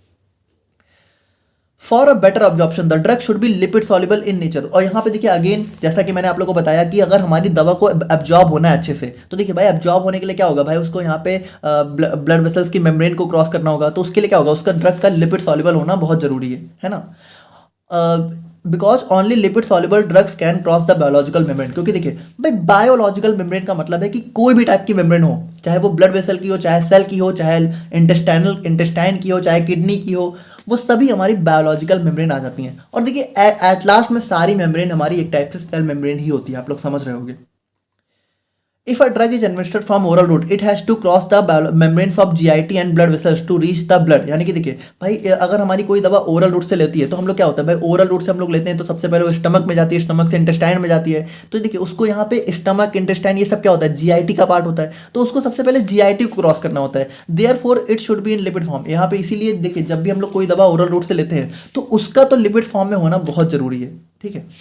तो वही चीज़ है। और बाकी देखिए अगर हम लोग यहाँ पे बात करें अपने नेचर ऑफ ड्रग्स के बारे में, तो देखिए यहाँ पे ये बहुत इंपॉर्टेंट चीज़ है कि जितनी भी दवा हमें यहाँ पे अपने आसपास देखने को मिलती है, ठीक है, जितनी भी दवा हम लोग खाते हैं वो जनरली क्या होती है, वो या तो ज़्यादातर हमारी वीक एसिड होती है और या तो हमारा वीक बेस होती है। ऐसा क्यों होता है, देखिए अभी हम लोगों ने देखा कि हमारा ड्रग के दो फॉर्म हो सकते हैं, एक होता है अनआयोनाइज्ड फॉर्म, ठीक है, अनआयोनाइज्ड फॉर्म, एक होता है आयोनाइज्ड फॉर्म। अब देखिए अगर आप लोग को पता हो तो देखिए सिंपल सी बात है, आप लोग को थोड़ा बहुत पता होना चाहिए कि जो हमारे वी स्ट्रॉन्ग एसिड जैसे कि HCl हमारा एक बहुत ही स्ट्रॉन्ग एसिड हो गया और NaOH हमारा एक बहुत ही स्ट्रॉन्ग बेस हो गया, ये सारे हमारे क्या होते हैं, ये सारे हमारे बहुत इजीली डिसोशिएट हो जाते हैं, ठीक है, यानी ये सारे हमारे किसी भी पीएच में क्या होते हैं, डिसोशिएट हो जाते हैं। और डिसोशिएट होने का मतलब है ये आयोनाइज्ड फॉर्म में कन्वर्ट हो जाते हैं। तो आप एक बात बताइए, अगर हमारी दवा आयोनाइज्ड फॉर्म में कन्वर्ट हो गई तो ये क्या हो जाएगी भाई, ये हमारी हो जाएगी वाटर सॉल्युबल या फिर हाइड्रोफिलिक, और हाइड्रोफिलिक हो जाएगी तो हमारी ड्रग क्या होगा, हमारे लिपिड मेम्ब्रेन को क्रॉसिंग नहीं कर पाएगी। तो इसीलिए हमारी दवा क्या होती है, ज्यादातर हमारी वीक एसिड और वीक बेस होती है, क्योंकि वीक एसिड और वीक बेस क्या होता है, ये जनरली देखिए जैसे कोई वीक एसिड है, वीक एसिड का एग्जांपल हमारा क्या होगा, CH3COOH, ये हमारा बहुत वीकली मतलब बहुत ही मतलब कह सकते हो इजिली डिसोशिएट नहीं होता है। और ये डिसोशिएट कब होगा, वीक एसिड हमारा सिर्फ और सिर्फ जो है बेस में जाके डिसोशिएट होगा, स्ट्रॉन्ग बेस वगैरह में, है ना, या फिर बेसिक मीडियम में। और जो हमारा वीक बेस होंगे वो क्या होगा, वो भी हमारा इजिली डिसोशिएट नहीं होंगे। और अगर हमें वीक बेस को डिसोशिएट करना है तो हमें क्या होगा, हमें उनको एसिडिक मीडियम में डालना होगा। तो देखिए जनरली क्या होता है, इसीलिए जनरली हमारी जितनी दवा होती है वो वीक एसिड या वीक बेस होती है, ताकि वो अनआयोनाइज्ड फॉर्म में रहे, ताकि वो लिपिड सॉल्युबल रहे, ताकि वो इजिली ड्रग हमारी बायोलॉजिकल मेम्ब्रेन को क्रॉस कर सकें। This is because they are generally in unionized form, यानी कि देखिए वीक एसिड और वीक बेस क्या होते हैं, अनआयोनाइज्ड फॉर्म में होते हैं, हैंस मोर लिपिड सॉल्युबल, और इसीलिए ज्यादा लिपिड सॉल्युबल होते हैं। But to maintain their unionized form they must be absorb from their respective medium. अब ये बहुत इंपॉर्टेंट चीज है कि भाई एक बात बताइए, भले ही वीक एसिड और वीक बेस हमारे क्या होते हैं, अनआयोनाइज्ड फॉर्म में होते हैं, लेकिन जैसा कि हम लोगों ने अभी देखा कि चाहे वो वीक एसिड ही क्यों ना हो, अगर वो बेसिक मीडियम में चला गया तो बेसिक मीडियम में जाने पे वीक एसिड भी क्या होगा, अनआयोनाइज्ड हो जाएगा। यानी कि देखिए अगर हमारा CH3COH को हम लोगों ने किसी बेसिक मीडियम में डाला तो यहाँ पे उसकी रिएक्शन वगैरह होगी और वो अनआयोनाइज्ड यानी कि आयोनाइज्ड हो जाएगा, ठीक है, यानी कि वो आयंस में कन्वर्ट हो जाएगा। और वहीं पे मान लीजिए NH4OH है, तो ये भी अगर हम लोगों ने एसिड मीडियम में डाला तो ये भी हमारा यहाँ पे आयोनाइज्ड फॉर्म में कन्वर्ट हो जाएगा। तो यहाँ पे देखिए हमें क्या चाहिए, अगर हमें इनको अनआयोनाइज्ड फॉर्म में ही रखना है तो हमें वीक एसिड को किसी एसिडिक मीडियम से ही एब्जॉर्ब कराना चाहिए और हमें वीक बेस को किसी बेसिक मीडियम से ही एब्जॉर्ब कराना चाहिए। तो इसीलिए देखिए अब आपको पता है कि हमारा स्टमक क्या होता है, स्टमक का मीडियम हमारा कैसा होता है, एसिडिक, और इंटेस्टाइन क्या होता है, इंटेस्टाइन का मीडियम हमारा स्लाइटली बेसिक नेचर का होता है। तो इसीलिए देखिए क्या होता है कि जो हमारी एसिडिक दवाएं होती हैं, वीक एसिडिक ड्रग्स होती हैं, वो हमारी स्टमक से एब्जॉर्ब होती हैं ज़्यादातर, और जो हमारी वीक बेसिक ड्रग्स होती हैं वो हमारी इंटेस्टाइन से एब्जॉर्ब होती हैं। अब देखिए मेरा मन तो नहीं कर रहा है, लेकिन अगर मैं आप लोग को सच्चाई बोलूँ ना तो देखिए ये कॉन्सेप्ट है तो सही, लेकिन स्टिल यहाँ पे ज़्यादातर जो दवाएं होती हैं वो एब्जॉर्ब हमारी इंटेस्टाइन से ही होती हैं, भले वो हमारा वीक एसिड ही क्यों ना हो। अब देखिए मुझे पता है आप लोग बहुत कंफ्यूज हो सकते हो, बट यहाँ पे एक्चुअल में होता क्या है, देखिए आप लोग अपना ज़्यादा कंफ्यूज मत होइए। अभी आप लोग सिंपली यही समझिए कि वीक एसिड ड्रग है तो स्टमक से एब्जॉर्ब होगी, वीक बेस है तो इंटेस्टाइन से एब्जॉर्ब होगी। लेकिन रियलिटी ये है कि रियलिटी हमारी क्या होता है, रियलिटी में एसिड ड्रग भी हमारी इंटेस्टाइन से ही एब्जॉर्ब होती हैं। और इसमें होता क्या है, बेसिकली इसमें एक और फैक्टर होता है, सरफेस एरिया। तो ये सरफेस एरिया वाला फैक्टर जो है इंटेस्टाइन के फेवर में आ जाता है। तो इंटेस्टाइन का सरफेस एरिया हमारा काफ़ी ज़्यादा होता है, और जिसका सरफेस एरिया जितना ज़्यादा होगा वहाँ से हमारी ड्रग का एब्जॉर्प्शन उतना ज़्यादा होगा। तो स्टमक के कंपेयर में इंटेस्टाइन का सरफेस एरिया बहुत ज़्यादा होता है, इसी वजह से भले वो वीक एसिड ड्रग ही क्यों ना हो, हमारा उनका एब्जॉर्प्शन यहाँ पे इंटेस्टाइन से ही होता है, ठीक है। तो ये चीज़ आप लोग समझ लीजिए। बाकी अभी के लिए आप लोग यही पढ़ लीजिए कि वीक एसिड ड्रग है तो वो एसिडिक मीडियम से एब्जॉर्ब होगी, और वीक बेसिक ड्रग है तो वो बेसिक मीडियम से एब्जॉर्ब होगी, ठीक है, इतना काफ़ी है। और देखिए अब हम लोग यहाँ पे एक बात करते हैं, कॉन्सेप्ट जो है अपने बायो अवेलेबिलिटी के बारे में। तो देखिए बायो अवेलेबिलिटी हम लोगों ने वैसे तो लास्ट वीडियो में भी देखा था, बट फिर से देख लेते हैं, कुछ खास नहीं है। बायो अवेलेबिलिटी का मतलब सिंपल सा होता है कि कितना फ्रैक्शन ऑफ ड्रग, यानी कि कितना परसेंटेज ऑफ ड्रग हमारा ब्लड में पहुंच रहा है, वही होती है उसकी बायो अवेलेबिलिटी। तो देखिए जैसा कि हम लोगों ने देखा कि अगर हम लोग कोई दवा ओरल रूट से ले रहे हैं तो सबसे पहले वो होती है डिसइंटीग्रेट, फिर होती है डिसोल्यूशन, फिर जाती है वो फर्स्ट पास मेटाबॉलिज्म। तो इन सभी चीज़ों में क्या होता है, इन सभी चीज़ों में मान लीजिए अगर हम लोगों ने 100 mg दवा ली, ठीक है, तो एट लास्ट में जो ब्लड में पहुंचती है ना, तो बचते बचते देखिए हर एक दवा का अलग अलग होता है, लेकिन मान लीजिए एक एवरेज में हमारी ब्लड में जो है सिर्फ जो है कह सकते हो 60 या फिर 70 mg ही पहुंचती है। यानी कि 30 mg या 40 mg का क्या हुआ, 30 mg या 40 mg जो है हमारी ब्लड में पहुंची ही नहीं, यानी उसका या तो फर्स्ट पास मेटाबॉलिज्म हो गया, या तो उसका थोड़ा सा और भी जो है कह सकते हो डिसइंटीग्रेशन वगैरह हो गया, वो मतलब कि थोड़ा सा वेस्ट हो गई। तो अब यहाँ पे देखिए अगर हम लोग बात करें, मान लीजिए कोई दवा हम लोगों ने 100 mg ली और वो 60 mg हमारी ब्लड में पहुंची, तो उसका बायो अवेलेबिलिटी कितना होगा, बायो अवेलेबिलिटी उसका हो जाएगा 60%। ठीक है, ये चीज़ ध्यान रखिएगा, बायो अवेलेबिलिटी हम लोग हमेशा यहाँ पे परसेंटेज में कैलकुलेट करेंगे। तो अगर कोई दवा हम लोगों ने 100 mg ली, वो 60 mg पहुंची, तो उसकी बायो अवेलेबिलिटी कितनी, 60%। लेकिन देखिए यहाँ पे अगर हम लोग बात करें आईवी के बारे में, आईवी रूट के बारे में, तो जब भी हम लोग यहाँ पे इंट्रावेनस रूट से इंजेक्शन देते हैं, तो मान लीजिए हम लोगों ने इंजेक्शन जो है अपने डायरेक्टली अपने वेन में दिया, तो अब क्या होगा भाई, अब यहाँ पे जितनी दवा हम लोग देंगे वो पूरी की पूरी ब्लड में जाएगी। तो यहाँ पे क्या हम लोग बोल सकते हैं कि जो आईवी रूट से हम लोग बायो अवेलेबिलिटी की बात करें, तो क्या आईवी रूट की बायो अवेलेबिलिटी हमारी 100% हो जाएगी? जी हाँ। तो ये चीज़ आप लोग ध्यान रखिएगा कि हमारा और कोई भी रूट हो, हम लोग उसके बारे में गारंटी नहीं ले सकते। हो सकता है और किसी रूट से भी बायो अवेलेबिलिटी हमारी 100% हो, लेकिन जो हमारी आईवी रूट है उसकी बायो अवेलेबिलिटी हमेशा 100% होती है। ये हमारा सबसे इंपॉर्टेंट चीज़ यहाँ पे हो जाता है। तो देखिए हम लोग अगर थोड़ा सा डिस्कस करें तो bioavailability is defined as a fraction of administered, यानी कि कितनी दवा हम लोगों ने ली है उसका कितना फ्रैक्शन हम लोग हमारा जो सिस्टमिक सर्कुलेशन में अनचेंज्ड फॉर्म में पहुंच रहा है। बहुत इंपॉर्टेंट है कि अनचेंज्ड, यानी कि जैसे दवा अगर हम लोगों ने जिस फॉर्म में ली है उसी फॉर्म में पहुंचनी चाहिए, है ना, वो चेंज नहीं होनी चाहिए, मेटाबोलाइज नहीं होनी चाहिए। तो वही चीज़ हमारा हो जाता है बायो अवेलेबिलिटी, और इसको हम लोग यहाँ पे परसेंटेज में मेजर करते हैं। फॉर एग्जांपल अगर हम लोगों ने 100 mg ड्रग ली और 50 mg हमारे सर्कुलेशन में पहुंची, तो बायो अवेलेबिलिटी हमारी कितनी हो जाएगी, 50%। आईवी रूट से बायो अवेलेबिलिटी हमेशा 100% होती है। और बायो अवेलेबिलिटी देखिए, अगर हमें किसी चीज़ की बायो अवेलेबिलिटी कैलकुलेट करनी है किसी ड्रग की, तो इसका फॉर्मूला होता है AUC oral upon AUC IV। अब ये AUC क्या है, देखिए अब इसको हम लोग यहाँ पे थोड़ा सा समझते हैं एक ग्राफ के थ्रू। देखिए एक ग्राफ अगर हम लोग मान लीजिए बनाते हैं, एक ग्राफ हमारा हो गया, ये हमारा वाई एक्सिस पे हम लोगों ने ले लिया प्लाज्मा ड्रग कंसेंट्रेशन, ठीक है, प्लाज्मा ड्रग कंसेंट्रेशन, और नीचे हम लोगों ने ले लिया यहाँ पे टाइम। देखिए प्लाज्मा ड्रग कंसेंट्रेशन का मतलब कि कितनी दवा हमारी ब्लड में है, ठीक है, और टाइम मतलब कि कितना टाइम वगैरह लग रहा है। तो देखिए इसमें हमारे मान लीजिए दो लाइन होते हैं, एक लाइन ये मान लीजिए, एक लाइन हमारा ये मान लीजिए। अब ये लाइन हमारा हो जाता है मिनिमम इफेक्टिव, ठीक है, मिनिमम इफेक्टिव कंसेंट्रेशन, ठीक है, एक लाइन हमारी ये हो गई।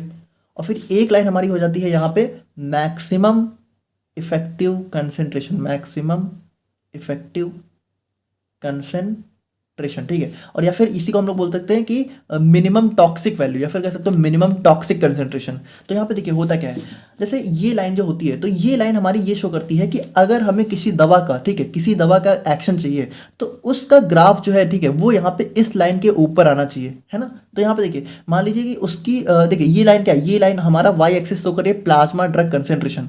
तो अगर मान लीजिए हम लोग यहाँ पे 3 तरह का ग्राफ बनाते हैं, एक मान लीजिए मैंने ये बनाया, एक मान लीजिए मैंने आपका ये बनाया, और एक मान लीजिए मैंने आप लोग का ये बना दिया, ठीक है। तो अगर आप लोग यहाँ पे y एक्सिस को कैलकुलेट करो, तो यहाँ पे देखिए y की मैक्सिमम वैल्यू यहाँ पे कितनी जा रही है, इतनी, ठीक है, इसमें कितनी जा रही है, इसमें इतनी जा रही है, और इसमें यहाँ पे कितनी जा रही है, इसमें यहाँ पे इतनी जा रही है, ठीक है। तो यानी देखिए यहाँ पे ये हो गई, यहाँ पे ये आ गई, यहाँ पे देखिए ये चीज़ें थोड़ा सा अगर आप लोग को ग्राफ की नॉलेज है तो आप लोग समझ पाओगे कि देखिए यहाँ पे अगर हम लोग प्लाज्मा कंसेंट्रेशन देखें इस वाले ग्राफ का, ठीक है, ग्राफ नंबर 1, ग्राफ नंबर 2 और ग्राफ नंबर 3, तो इसमें देखिए इसमें प्लाज्मा ड्रग कंसेंट्रेशन कितनी है, हमारी मिनिमम इफेक्टिव कंसेंट्रेशन से नीचे है। देखिए मिनिमम इफेक्टिव कंसेंट्रेशन का मतलब है कि इतनी तो दवा हमें कम से कम देनी ही पड़ेगी ताकि हमारा इफेक्ट शो हो, यानी कि अगर हमें किसी भी दवा का इफेक्ट चाहिए तो उसकी मिनिमम इफेक्टिव कंसेंट्रेशन वो कंसेंट्रेशन होती है जिस पे वो अपना इफेक्ट दिखाना स्टार्ट करती है। तो इतना इफेक्ट, इतनी कंसेंट्रेशन तो ब्लड में उसकी होनी ही चाहिए ताकि उसका इफेक्ट हमें दिख सके। तो यहाँ पे देखिए अगर मैं आप लोगों से पूछूं कि 1, 2 और 3 में हमारा किस दवा का एक्शन हमें ड्रग में शो होगा एक्चुअल में, तो हमारा देखिए हमारा जो दूसरा वाला ग्राफ है ना, इसी का हमें यहाँ पे एक्शन शो होगा, क्योंकि देखिए इसकी कंसेंट्रेशन कितनी है, इसकी हमारे मिनिमम से ऊपर है। और यहाँ पे देखिए एक और है मैक्सिमम इफेक्टिव कंसेंट्रेशन। ये क्या होता है, देखिए ये हमारी वो कंसेंट्रेशन होती है जिसमें हमारा मैक्सिमम इफेक्ट शो हो जाता है, और इसके ऊपर अगर हमारा गया, ठीक है, इसी को हम लोग एक और नाम से जानते हैं मिनिमम टॉक्सिक कंसेंट्रेशन, ठीक है, मिनिमम टॉक्सिक कंसेंट्रेशन। यानी इसके ऊपर अगर कोई दवा चली गई तो यहाँ पे इसके ऊपर होता है टॉक्सिक लेवल, यानी अगर कोई दवा हमारी इसके यानी किसी दवा का कंसेंट्रेशन, समझिए अगर कोई दवा हमारी ब्लड में इस लेवल से ज़्यादा पहुँच गई, इस ग्राफ का देखिए इसका नाम क्या है, प्लाज्मा ड्रग कंसेंट्रेशन, यानी जो हमारा ब्लड प्लाज्मा है उसमें अगर हमारी ड्रग की कंसेंट्रेशन इस वाले लाइन के ऊपर पहुँच गई, तो इसका मतलब फिर वो हमारी बॉडी में टॉक्सिक इफेक्ट शो करने लगेगी, ठीक है। तो अब ये यहाँ पे देखिए एक हमारे यहाँ पे जो टर्म लिखा हुआ है AUC, तो AUC का मतलब होता है एरिया अंडर कर्व। यानी कि देखिए अब एरिया अंडर कर्व का मतलब है कि जैसे इन तीनों में अगर हम लोग देखें तो ये जो हमारा कर्व बना है, ये वाला कर्व, ठीक है, इसके अंडर में जो भी पार्ट है इसी को हम लोग बोलते हैं एरिया अंडर कर्व। यानी कि देखिए अगर मैं इस वाले सेकंड वाले ड्रग की बात करूँ तो इसमें देखिए इसमें हमारा ये हो जाएगा एरिया अंडर कर्व, यानी कि इस वाले कर्व के अंदर कितना एरिया वही हो जाता है एरिया अंडर कर्व। तो देखिए अगर हमें किसी भी ड्रग की बायो अवेलेबिलिटी कैलकुलेट करनी है तो उसका फॉर्मूला हो जाता है AUC oral amount AUC IV। जैसे इसमें हम लोग ऐसे कैलकुलेट करते हैं कि अगर हमें कैलकुलेट करनी है बायो अवेलेबिलिटी तो हमें पता है कि IV रूट से 100% होती है। तो हम लोग क्या करेंगे कि किसी ड्रग की, ठीक है, एक सेम ड्रग की अगर हमें ओरल रूट से AUC कैलकुलेट करनी है तो उसको हम लोग यहाँ पे उसकी IV से कंपेयर करके, ठीक है, कैलकुलेट करते हैं। यानी कि उसका जो AUC आता है, AUC ओरल को AUC IV से कैलकुलेट करते हैं और हमें यहाँ पे बायो अवेलेबिलिटी मिल जाती है। देखिए ये एक फॉर्मूला होता है बस, यहाँ पे और कुछ नहीं है। और बाकी देखिए इस ग्राफ को अगर आप लोग देखें तो अब आप लोग बहुत ईजिली समझ जाओगे। जैसे देखिए ये हमारा हो जाता है मिनिमम इफेक्टिव कंसंट्रेशन, ठीक है, और ये हमारे प्लाज्मा ड्रग कंसंट्रेशन है, ठीक है। ये अब देखिए ये Cmax और Tmax क्या है। देखिए Cmax क्या है, Cmax जैसे इस वाले कर्व की बात करें तो मान लीजिए हमारा कोई दवा है जिसका हमें इस तरीके का कर्व देखने को मिल रहा है, इस तरीके का ग्राफ प्लॉट हुआ है। तो इसमें देखिए ये दवा हमारी मैक्सिमम यहाँ पे कहाँ गई, यहाँ तक गई। तो ये जो Cmax है, Cmax क्या है, Cmax हमारा इसका मैक्सिमम ड्रग कंसंट्रेशन, यानी इस दवा का मैक्सिमम कंसंट्रेशन कितना है, इतना है, ठीक है। यानी हमारी ब्लड में एक टाइम में, ठीक है, हमारी जो मैक्सिमम कंसंट्रेशन इसकी हुई वो हमारी कितनी, इस पॉइंट पे हुई। और यहाँ पे देखिए Tmax क्या है, Tmax हमारा वो टाइम है जितना टाइम लगा इस Cmax को रीच होने में। देखिए Tmax हमारा टाइम टू रीच Cmax और Cmax हमारा क्या है, पीक प्लाज्मा कंसंट्रेशन। Cmax का मतलब हमारा वो टाइम जब हमारा, Cmax का मतलब हमारा वो प्लाज्मा कंसंट्रेशन जो हमारा एक किसी दवा का सबसे ज्यादा दिखता है। मतलब जैसे देखिए एक दवा जब हम लोग देखते हैं, जैसे देखिए ब्लड में मान लीजिए कोई दवा जाती है जब, ठीक है, तो जब दवा ब्लड में जाती है तो धीरे धीरे जाती है। तो जब ब्लड में एक टाइम आता है जब हमारी मैक्सिमम कंसंट्रेशन हमारी ब्लड में प्रेजेंट होती है दवा की, तो ये जो मैक्सिमम कंसंट्रेशन होती है यही होती है हमारी यहाँ पे Cmax, ठीक है। तो Cmax हमारा वो कंसंट्रेशन होती है जो हमारी दवा ब्लड में जो है, देखिए दवा ब्लड में बात हो रही है, यहाँ पे दवा साइट ऑफ एक्शन की बात नहीं हो रही है ना। तो ये चीज़ आप लोग ध्यान रखिएगा। और देखिए यहाँ पे ये जो हमारा मैक्सिमम इफेक्टिव कंसंट्रेशन और मैक्सिमम मिनिमम इफेक्टिव कंसंट्रेशन के बीच का जो कह सकते हो पार्ट होता है, इसको हम लोग बोलते हैं थेरापेटिक विंडो। और ये हमारा इसके ऊपर टॉक्सिक लेवल हो जाता है। और बाकी आप लोग यहाँ पे समझ ही गए होंगे। तो ये हमारा ग्राफ हमें बायो अवेलेबिलिटी में देखने को मिल जाता है। और अगर हम लोग यहाँ पे बात करें अपने फर्स्ट पास मेटाबॉलिज्म के बारे में, तो देखिए फर्स्ट पास मेटाबॉलिज्म क्या होता है। देखिए वैसे तो आप लोग समझ ही गए हो, वैसे कुछ खास है नहीं इसमें। देखिए होता क्या है, जब भी हम लोग कोई दवा ओरल रूट से लेते हैं तो वो क्या होता है भाई, वो हमारा सबसे पहले उसका डिसइंटीग्रेशन होता है, डिजोल्यूशन होता है, फिर वो जाती है स्टमक में और कहाँ जाती है, स्टमक और जाती है इंटेस्टाइन में, ठीक है। अब स्टमक और इंटेस्टाइन से हमारा क्या होता है, स्टमक और इंटेस्टाइन से हमारी एक वेन पास होती है जिसको हम लोग बोलते हैं क्या, hepatic portal vein. Hepatic portal vein मतलब देखिए हेपैटिक का मतलब हमेशा लिवर से होता है, यानी कि ये हमारी वो वेन होती है जो कि हमारी लिवर में जाती है। तो अब देखिए होता क्या है, ये जो वेन है ये हमारी लिवर में जाती है। तो जो दवा है ना, ये दवा हमारी ब्लड में या फिर कह सकते हो अपने साइट ऑफ एक्शन में पहुंचने से पहले ही हमारी कहाँ होती है, हमारी पहुंच जाती है अपने लिवर में। और लिवर में जब पहुंच जाती है तो इसका पहले ही थोड़ा सा मेटाबॉलिज्म हो जाता है। हम लोगों ने स्टार्टिंग में ही देखा कि लिवर में क्या होता है, मेटाबॉलिज्म होता है। तो इसका देखिए जब इसका प्री मेटाबॉलिज्म हो जाता है तो इसी चीज़ को हम लोग बोलते हैं फर्स्ट पास मेटाबॉलिज्म। देखिए ये फाइनल मेटाबॉलिज्म नहीं है बल्कि ये प्री मेटाबॉलिज्म है। और ये सिर्फ हमारा उन्हीं ड्रग का होता है जो हम लोग ओरल रूट से लेते हैं। तो इसी चीज़ को हम लोग बोलते हैं first pass metabolism. First pass metabolism is the process in which a drug is partially, देखिए पार्शियली, देखिए पूरी तरीके से नहीं होता है, ऐसा नहीं होता है कि ड्रग हमारी लिवर में पहुंची बस पूरी तरीके से मेटाबॉलाइज हो गई, थोड़ी सी हो जाती है। तो उसी चीज को बोलते हैं before reaching systemic circulation when administered orally. और ये कब होता है, ये तभी होता है जब हम लोग यहाँ पे दवा को ओरल रूट से लेते हैं। नाउ हाउ इट वर्क्स की बात करें, यानी कि कैसे काम करता है, तो देखिए When you take a drug by mouth, यानी कि जब भी आप लोग किसी दवा को माउथ से लेते हो, it first goes to the stomach, यानी कि देखिए सबसे पहले वो या तो स्टमक में या फिर और इंटेस्टाइन में जाती है, वेयर इट इज एब्जॉर्ब, यानी कि देखिए सब भाई सबसे पहली बात हमारा स्टमक में जाएगी फिर इंटेस्टाइन में जाएगी। आप लोग को पता है स्टमक इंटेस्टाइन कनेक्टेड होते हैं, तो वहां से उसका एब्जॉर्प्शन होता है। From there the absorb drug enter the liver through the portal vein. और देखिए यहाँ पे क्या होता है भाई, यहाँ हमारा स्टमक और इंटेस्टाइन से एब्जॉर्ब होकर पोर्टल वेन से क्या होता है, लिवर में चली जाती है। और उसके बाद the liver metabolise a portion of drug before it can reach the blood stream. और यहाँ पे क्या होता है, ये लिवर हमारा ड्रग का, जैसे मान लीजिए 100 mg गई तो 100 mg में से कुछ पोर्शन को यहाँ पे ये मेटाबलाइज कर देगी। और देखिए यहाँ पे क्या होता है, because of this breakdown only a smaller amount of drug इंटर्स the blood stream and reaches the target organ. यानी इसी की वजह से क्या होता है, हमारी जो है कह सकते हो अगर हम लोगों ने 100 mg ली तो सिर्फ 60 mg ही ब्लड में एंटर कर पाती है। तो ये होता है फर्स्ट पास मेटाबॉलिज्म, और कुछ खास इसमें है नहीं। और अब हम लोग यहाँ पे बात करते हैं अपने कुछ फैक्टर्स के बारे में जो कि हमारे ड्रग एब्जॉर्प्शन को अफेक्ट करते हैं। तो देखिए ये फैक्टर्स में हम लोग 3 अलग अलग कैटेगरी में डिवाइड कर सकते हैं। पहला हो गया फिजियोलॉजिकल, फिजिको केमिकल फैक्टर्स, फिर हो गया फिजियोलॉजिकल, फिर हमारा फार्मास्यूटिकल। तो देखिए फिजिको केमिकल फैक्टर्स की बात करें तो ये हमारी ड्रग की कुछ फिजिकल और केमिकल प्रॉपर्टीज होती हैं, जैसे solubility, drug ionization, particle size, drug stability. तो हम लोग देखते हैं सॉल्युबिलिटी की बात करें तो देखिए भाई जो हमारी ड्रग है, तो जैसे हम लोगों ने ओरल रूट से ली तो सबसे पहले क्या होता है, उसका डिजोल्यूशन वगैरह होता है, तो वो हमारी बॉडी फ्लूइड में डिजॉल्व होनी चाहिए before absorption. Lipophilic drug cross sell membrane easily. अब यहाँ पे देखिए हमें पता है कि अगर हमारी कोई ड्रग फैट सॉल्युबल है, ठीक है, सॉल्युबिलिटी 2 टाइप की हो सकती है, फैट सॉल्युबल, वाटर सॉल्युबल।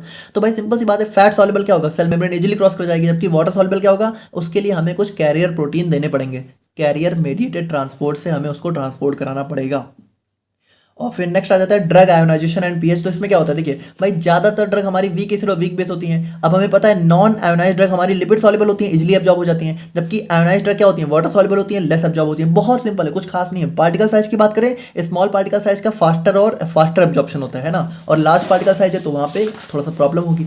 और ड्रग स्टेबिलिटी की बात करें तो भाई देखिए कुछ हमारी ड्रग क्या होता है कि जैसे देखिए आपको पता है कि भाई कोई दवा अगर हम लोग ओरल रूट से लेते हैं तो सबसे पहले वो स्टमक में जाएगी, है ना भाई। जीआईटी का रूट ऐसा ही तो होता है कि सबसे पहले हमारी दवा जो है हमारे ईसोफेगस से होते हुए हमारे स्टमक में जाती है, स्टमक से इंटेस्टाइन में। तो कुछ दवा जैसे स्टमक में क्या होता है, स्टमक में हमारा बहुत ही स्ट्रॉन्ग एसिड होता है HCl। अब कुछ दवा क्या होते हैं, कुछ दवा इस HCl से डिग्रेड हो सकती हैं, डिग्रेड मतलब खराब हो सकती हैं। तो उन दवा के लिए हम लोग क्या करते हैं, उन दवा पे हम लोग यहाँ पे एक स्पेशल कोटिंग कर देते हैं, एक स्पेशल टाइप की कोट करते हैं जो कि इसको इस HCl से बचाती हैं। और उसके बाद क्या होता है, ये कोटिंग हमारे इंटेस्टाइन में जाती है जहाँ पे वो इजिली एब्जॉर्ब हो जाती है। तो देखिए some drugs degrade in acidic environment, enteric coating help protect acid sensitive drugs, यानी कि उसके ऊपर हम लोग एंट्रिक कोटिंग करते हैं, ऐसी कोटिंग जो कि उसको इंटेस्टाइन में जाके बचाने का काम करे।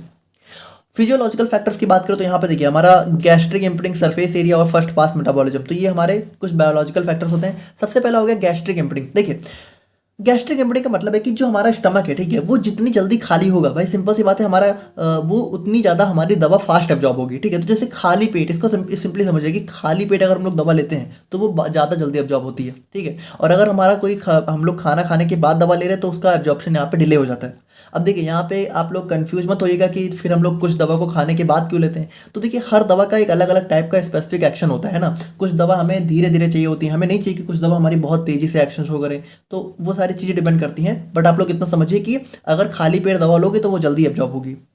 सरफेस एरिया की बात करें तो देखिए स्मॉल इंटेस्टाइन का हमारा सरफेस एरिया लार्ज होता है, इसीलिए हमारा प्राइमरी साइट हो जाता है ड्रग एब्जॉर्प्शन का। बहुत इंपॉर्टेंट बात है कि हमारा स्टमक और इंटेस्टाइन में जो इंटेस्टाइन है उसका सरफेस एरिया ज़्यादा होता है, इसीलिए ज़्यादातर ड्रग हमारी इंटेस्टाइन में ही एब्जॉर्ब होती हैं, भले वो वीक एसिड हो, भले वो वीक बेस हो, ठीक है। तो ये चीज़ आप लोग ध्यान रखिएगा। फर्स्ट पास मेटाबॉलिज्म की बात करें तो यहाँ पे देखिए आपको पता है कि कुछ ड्रग हमारी फर्स्ट पास मेटाबोलाइज हो जाती हैं, इसीलिए यहाँ पे उनकी बायो अवेलेबिलिटी भी हमारी रिड्यूस हो जाती है। और फार्मास्यूटिकल फैक्टर्स की बात करें तो यहाँ पे देखिए भाई डोजेज फॉर्म में बात करें तो आपको पता है जो लिक्विड डोजेज फॉर्म है, तो लिक्विड डोजेज फॉर्म अगर हम लोग देंगे तो उसमें क्या होगा, डिसइंटीग्रेशन वाला फेस होगा ही नहीं। तो जब नहीं होगा तो यहाँ पे उसका फास्टर एब्जॉर्प्शन होगा। रूट ऑफ एडमिनिस्ट्रेशन की बात करें तो भाई ये तो सिंपल है, ओरल हमारा मोस्ट कॉमन होता है लेकिन इसमें फर्स्ट पास मेटाबॉलिज्म होता है इसलिए स्लो होता है। सबलिंगुअल हमारा अवॉइड करता है फर्स्ट पास को, इसलिए थोड़ा फास्ट होता है। पेरेंट्रल भाई सबसे अच्छा होता है, हमारा बाईपास कर देता है पूरे एब्जॉर्प्शन बैरियर्स को, यानी कि देखिए भाई इसमें ना तो इसको जो है लिवर से ना तो कुछ बैरियर होगा ही नहीं, डायरेक्ट हमारा ब्लड में पहुंच जाएगा। और टॉपिकल में क्या होगा, टॉपिकल में हमारा स्किन की परमेबिलिटी पर डिपेंड करता है, यानी स्किन कितनी जल्दी हमारी ड्रग को अलाउ कर रही है। ड्रग इंटरेक्शन की बात करें तो यहाँ पे देखिए ये भी हमारा एक चीज़ होता है कि जैसे जब हम लोग 2 दवा को साथ में लेते हैं तो कुछ कुछ दवाएं हमारी ऐसी होती हैं जो कि एक दवा के एब्जॉर्प्शन को थोड़ा सा स्लो कर देती हैं या फिर फास्ट कर देती हैं, वो डिपेंड करता है, ठीक है। हो सकता है 2 दवा ले रहे हो तो एक दवा हमारा स्लो एब्जॉर्ब हो, या फिर हो सकता है कि 2 दवा लेने पे हमारी एक दवा फास्ट एब्जॉर्ब होने लग जाए, मतलब कि दवा हमारी एब्जॉर्प्शन को स्लो या फास्ट कर सकती है, वो डिपेंड करता है कि हम लोग कैसा ड्रग दे रहे हैं। तो ये हो गया हमारे यहाँ पे कंप्लीट एब्जॉर्प्शन का टॉपिक। और अब हम लोग यहाँ पे बात करते हैं अपने डिस्ट्रीब्यूशन के बारे में। तो अब देखिए यहाँ पे हमारी दवा क्या हो गई, हमारी दवा हो गई एब्जॉर्ब ब्लड में। अब एब्जॉर्ब होने के बाद हमें इस दवा को कराना है डिस्ट्रीब्यूट। अब आप लोग यहाँ पे एक चीज़ बहुत ध्यान से समझिएगा। देखिए होता क्या है, हमारा जो ब्लड होता है, ठीक है, तो आप लोग को पता है हमारा जो ब्लड होता है, तो ब्लड के अंदर क्या होता है भाई, ब्लड के अंदर हमारे मेनली कह सकते हो 4 कंपोनेंट देखने को मिलते हैं। एक हमारा हो जाता है RBC, है ना, एक हो जाता है WBC, एक हो जाता है प्लेटलेट्स, यानी कि ये हो जाती हैं ब्लड सेल्स, और फिर हमारा मेन आ जाता है ब्लड प्लाज्मा, ठीक है, ब्लड प्लाज्मा। ब्लड प्लाज्मा क्या होता है भाई, यही हमारा ब्लड का लिक्विड पोर्शन होता है। और ये सारी हमारी क्या होती है, ये तीनों हमारी ब्लड की सेल्स होती हैं। अब आप एक बात बताइए, आप लोग को अगर पता हो कि ब्लड प्लाज्मा के अंदर हमें कुछ प्रोटीन्स भी देखने को मिलते हैं, ठीक है, कुछ प्रोटीन्स होते हैं ब्लड में, जैसे कि एल्बुमिन, ग्लोबुलिन, ये सारे प्रोटीन्स होते हैं। तो आप लोग ध्यान से सुनिएगा, होता क्या है, जब भी हमारी दवा ब्लड में पहुंचती है, ठीक है, भले वो इंट्रावेनस रूट से पहुंच रही हो, भले वो ओरल रूट से पहुंच रही हो, देखिए इससे फर्क नहीं पड़ता कि ब्लड में कितनी दवा पहुंच रही है। आप लोग एक चीज़ ध्यान रखिएगा कि ब्लड में जब कोई दवा पहुंची, मान लीजिए हमारा ब्लड वेसल है और इसमें हमारी मान लीजिए 100 mg दवा पहुंची, तो होता क्या है ना, इसी ड्रग में हमारे प्रेजेंट होते हैं कुछ ब्लड प्रोटीन्स, यानी यही प्रोटीन्स। तो ये मान लीजिए ये हमारे कुछ प्रोटीन्स हो गए, ठीक है, और ये मान लीजिए हमारी दवा हो गई, ये 100 mg दवा है, मान लीजिए इस तरीके की दवा है। तो होता क्या है ना, इस 100 mg में से कुछ दवा हमारी सबसे पहले इन्हीं प्रोटीन से जाके बाइंड हो जाती हैं। समझ रहे हो आप लोग, इन प्रोटीन से जाके हमारी दवा क्या हो जाती है, बाइंड हो जाती हैं। और इस फिनोमेना को हम लोग बोलते हैं प्लाज्मा प्रोटीन बाइंडिंग, ठीक है, क्या बोलते हैं, प्लाज्मा प्रोटीन बाइंडिंग। तो देखिए हुआ क्या, जैसे ही हमारी दवा एब्जॉर्ब हुई तो दवा यहाँ पे साइट ऑफ एक्शन या फिर कहीं और जाए, उससे पहले क्या होता है, उससे पहले हमारी कुछ दवा हमारी ब्लड प्रोटीन के साथ बाइंड हो जाती है, और इस चीज़ को हम लोग बोलते हैं प्लाज्मा प्रोटीन बाइंडिंग। यानी मान लीजिए हम लोगों ने 100 mg दवा ली, तो हुआ क्या, 100 mg दवा चलो ब्लड में पहुंच तो गई, लेकिन ब्लड में भी पहुंचने के बाद 100 mg में से क्या हुआ, मान लीजिए 60 mg तो फ्री रही, लेकिन 40 mg क्या हुआ, 40 mg जो है हमारी बाइंड हो गई ब्लड प्रोटीन से। अब देखिए बहुत इंपॉर्टेंट चीज़ क्या है, इंपॉर्टेंट चीज़ ये है कि ये जो हमारी बाइंडेड दवा है ना, ये अपना एक्शन नहीं शो करेगी, ठीक है, ये अपना एक्शन नहीं शो करती है, बल्कि ये जो फ्री दवा है ना, फ्री ड्रग है, यही अपना एक्शन शो करती है। यानी इसी के साथ सब कुछ होता है, इसी का मेटाबॉलिज्म होता है, इसी का डिस्ट्रीब्यूशन होता है। तो अब देखिए क्या है, अब यहाँ पे भी जो 60 mg है ना, ये 60 की 60 mg हमारी साइट ऑफ एक्शन पे नहीं जाती है, बहुत इंपॉर्टेंट है। यानी कि देखिए अब क्या होगा, ये 60 mg अपना ऐसा नहीं कि 60 mg जो बची हुई है ये पूरी की पूरी अपनी साइट ऑफ एक्शन पे जाके अपना एक्शन शो करेगी, बल्कि इसमें से कुछ यहाँ पे साइट ऑफ एक्शन पे जाएगी, और कुछ क्या होगा, कुछ यहाँ पे बॉडी के अदर स्पेसिफिक टिश्यूज पे जाएगी, यानी कि बॉडी के अदर ऑर्गन्स में जाके अपना जो है कह सकते हो देखिए अपना ये बाइंड तो अपने साइट ऑफ एक्शन पे ही होगी, लेकिन जा ये कहीं और भी सकती है, इतना समझिए आप लोग, ठीक है। देखिए पहले क्या हुआ, जैसे ही ब्लड में हमारी दवा आई, कुछ दवा पहले ही हमारी ब्लड प्रोटीन के साथ बाइंड हो गई, जिसको हम लोग बोलते हैं प्लाज्मा प्रोटीन बाइंडिंग। अब इसमें से भी जो फ्री बची है, ये फ्री में से भी कुछ दवा तो साइट ऑफ एक्शन पे गई, लेकिन कुछ यहाँ पे क्या हुआ, कुछ यहाँ पे हमारे कुछ अलग स्पेसिफिक प्रोटीन्स पे चली गई। अब देखिए यहाँ पे एक कॉन्सेप्ट है, आप लोग बहुत कंफ्यूज हो सकते हो। मेरा एक बार को तो मेरा मन नहीं कह रहा आप लोगों को बताऊं, लेकिन फिर भी देखिए आप लोग, बहुत कंफ्यूजिंग टॉपिक हो सकता है आप लोग के लिए। देखिए आपको लगता होगा कि जो दवा हमारी साइट ऑफ एक्शन पे जाती है, तो साइट ऑफ एक्शन पे गई तो इस चीज़ को हम लोग बोलते हैं डिस्ट्रीब्यूशन, है ना, डिस्ट्रीब्यूशन के थ्रू ही हमारी दवा साइट ऑफ एक्शन पे जाती है। तो आप लोग को ऐसा लगता होगा कि साइट ऑफ एक्शन पे जो दवा जाती है, सिर्फ यही दवा का क्या होता है, इसी दवा का तो मेटाबॉलिज्म होता होगा, लेकिन एक्चुअल में ऐसा होता नहीं है। एक्चुअल में क्या होता है, एक्चुअल में जो दवा हमारी ब्लड में जाती है ना फ्री फॉर्म में, यही दवा हमारी साइट ऑफ एक्शन पे जाती है, और इसी दवा का यहाँ पे मेटाबॉलिज्म भी होना स्टार्ट हो जाता है। यानी देखिए अगर हम लोग एक बहुत इंपॉर्टेंट कॉन्सेप्ट की बात करें, तो मेटाबॉलिज्म और डिस्ट्रीब्यूशन ये कोई अलग अलग प्रोसेस नहीं है। मतलब कि ऐसा नहीं होता है कि डिस्ट्रीब्यूशन पहले होता है फिर मेटाबॉलिज्म होता है, बल्कि डिस्ट्रीब्यूशन और मेटाबॉलिज्म दोनों साथ साथ में होता है। और दोनों किसका होता है, दोनों इसी फ्री ड्रग का हो रहा होता है। देखिए होता क्या है, जैसे जो दवा हमारी साइट ऑफ एक्शन पे जाती है ना, ये ऐसा नहीं है कि साइट ऑफ एक्शन पे गई तो ये यहीं पे रह गई, ये कुछ देर तो अपने साइट ऑफ एक्शन पे जाती है, और जब तक इसको अपना इफेक्ट शो करना होता है करती है, और उसके बाद यही दवा वापस भी हमारी ब्लड में आ जाती है, और जब जैसे जैसे ये वापस आती है फिर वैसे वैसे इसका मेटाबॉलिज्म चलता रहता है। यानी देखिए मेटाबॉलिज्म और डिस्ट्रीब्यूशन आप इतना समझिए, ज़्यादा कंफ्यूज मत होइएगा प्लीज। अगर आप लोग को नहीं कंफ्यूज होना तो आप लोग इतना भी समझ लो, सिंपली अपने आप को कंफ्यूज ना करने के लिए आप लोग इतना समझ सकते हो कि दवा का सबसे पहले डिस्ट्रीब्यूशन होता है फिर मेटाबॉलिज्म होता है, लेकिन रियल कॉन्सेप्ट यही है कि दवा का मेटाबॉलिज्म और डिस्ट्रीब्यूशन साथ साथ में होना स्टार्ट हो जाता है, ठीक है। तो रियल चीज़ यही है, बाकी आप लोग कंफ्यूज मत होइएगा, जैसा आप लोग को सही लगे आप लोग समझ सकते हो, बट ये रियल कॉन्सेप्ट है, एक्चुअल कॉन्सेप्ट यही है कि हमारा मेटाबॉलिज्म और डिस्ट्रीब्यूशन साथ साथ में होता है, और इसी फ्री ड्रग का होता है जो कि हमारी ब्लड प्लाज्मा में प्रेजेंट होती है। अब यहाँ पे देखिए बहुत इंपॉर्टेंट चीज़ ये है कि जो ड्रग हमारी प्लाज्मा प्रोटीन के साथ बाइंड हो जाती है, क्या ये मतलब हमेशा बाइंड ही रहेगी, तो नहीं। देखिए ऐसा नहीं होता है, ये बाइंडिंग हमारी होती है रिवर्सिबल, यानी ऐसा नहीं है कि एक बार बाइंड हो गई तो हमारे, देखिए कुछ इरिवर्सिबल बाइंडिंग भी होती है, पर ज़्यादातर जो हमारी ड्रग है वो रिवर्सिबली बाइंड करती हैं। तो रिवर्सिबल बाइंडिंग में क्या होता है, जो हमारी ड्रग है जब वो एक बार बाइंड हो जाती है तो क्या होता है भाई, जैसे मान लीजिए 100 mg में से 40 mg बाइंड हो गई, 60 mg बची। अब इस 60 mg में से कुछ दवा यहाँ पे साइड ऑफ एक्शन पे गई, कुछ का मेटाबॉलिज्म होना स्टार्ट हो गया, कुछ अलग टिश्यूज में गई, तो क्या होगा भाई, धीरे धीरे इसकी कंसंट्रेशन कम होगी ना। जैसे धीरे धीरे क्या होगा, एट लास्ट में इसका धीरे धीरे कंसंट्रेशन कम हो गया, मान लीजिए 20 mg ही बची। तो अब जब 20 mg यहाँ पे बचेगी ना, तो अब ये जो प्लाज्मा प्रोटीन बाइंडेड ड्रग है ये भी हमारा रिलीज होना स्टार्ट हो जाएगी। यानी जहाँ पे भी हमारे यहाँ पे देखिए जो ड्रग हमारे इसके साथ बाइंड थी ये भी फ्री फॉर्म में रिलीज होना स्टार्ट हो जाएंगे, और जैसे जैसे ये भी फ्री फॉर्म में रिलीज होंगी वैसे वैसे इनका एक्शन मतलब इनका हमें एक्शन देखने को मिलेगा। तो देखिए भाई इसी वजह से तो क्या होता है भाई, ड्रग का एक्शन हमें काफी लंबे टाइम तक देखने को मिलता है। देखिए ड्यूरेशन ऑफ एक्शन ड्रग का इसी चीज पे डिपेंड करता है कि कितनी दवा हमारी कितनी देर तक हमारी ब्लड में रह रही है। भाई जितनी देर तक हमारी दवा ब्लड में रहेगी उतनी देर तक हमें एक्शन देखने को मिलेगा, है ना। तो जैसे मान लीजिए हमारी जितनी ज़्यादा दवा हमारी प्लाज्मा प्रोटीन से बाइंड हो जाएगी तो क्या होगा, उसका ड्यूरेशन ऑफ एक्शन हमें ज़्यादा देखने को मिलेगा। तो प्लाज्मा प्रोटीन बाइंडिंग कोई मतलब बेकार चीज़ नहीं है। आप लोग ये मत समझिए कि हमारी जो दवा बाइंड हो गई वो खराब हो गई, वो भी क्या होता है, वो भी एक टाइम के बाद यहाँ पे फ्री फॉर्म में रिलीज होना स्टार्ट हो जाती है। तो ये चीज़ होता है। थोड़ा सा कंफ्यूजिंग टॉपिक था बट आई होप आप लोग समझ रहे होगे। तो देखिए हम लोग अब समझते हैं, distribution refers to the process by which a drug after being absorb into the blood stream transported to various tissues and organs in the body. तो यहाँ पे देखिए इसका ट्रांसपोर्ट, इसका डिस्ट्रीब्यूशन सिर्फ साइट ऑफ एक्शन पे नहीं होता है बल्कि और भी अलग अलग टिश्यू में होता है, ठीक है। और साथ साथ इसी का मेटाबॉलिज्म भी स्टार्ट हो जाता है। It determines whether the drug goes how much reaches the site of and how long it stage in the body. और देखिए इसी की वजह से हमें पता चलता है कि कहाँ कहाँ ड्रग जा रही है, ठीक है, और कितनी दवा हमारी टारगेट साइट पे जा रही है और कितनी देर तक ये हमारी बॉडी में स्टे करेगी, ठीक है। तो ये सभी चीज़ें इस पर डिपेंड करती हैं। और अगर हम लोग यहाँ पे फैक्टर्स की बात करें जो कि ड्रग डिस्ट्रीब्यूशन को अफेक्ट करते हैं, तो ये सारे हमारे कुछ फैक्टर्स होते हैं, उनको एक एक करके देखते हैं। तो देखिए सबसे पहला फैक्टर आ जाता है blood flow to tissues.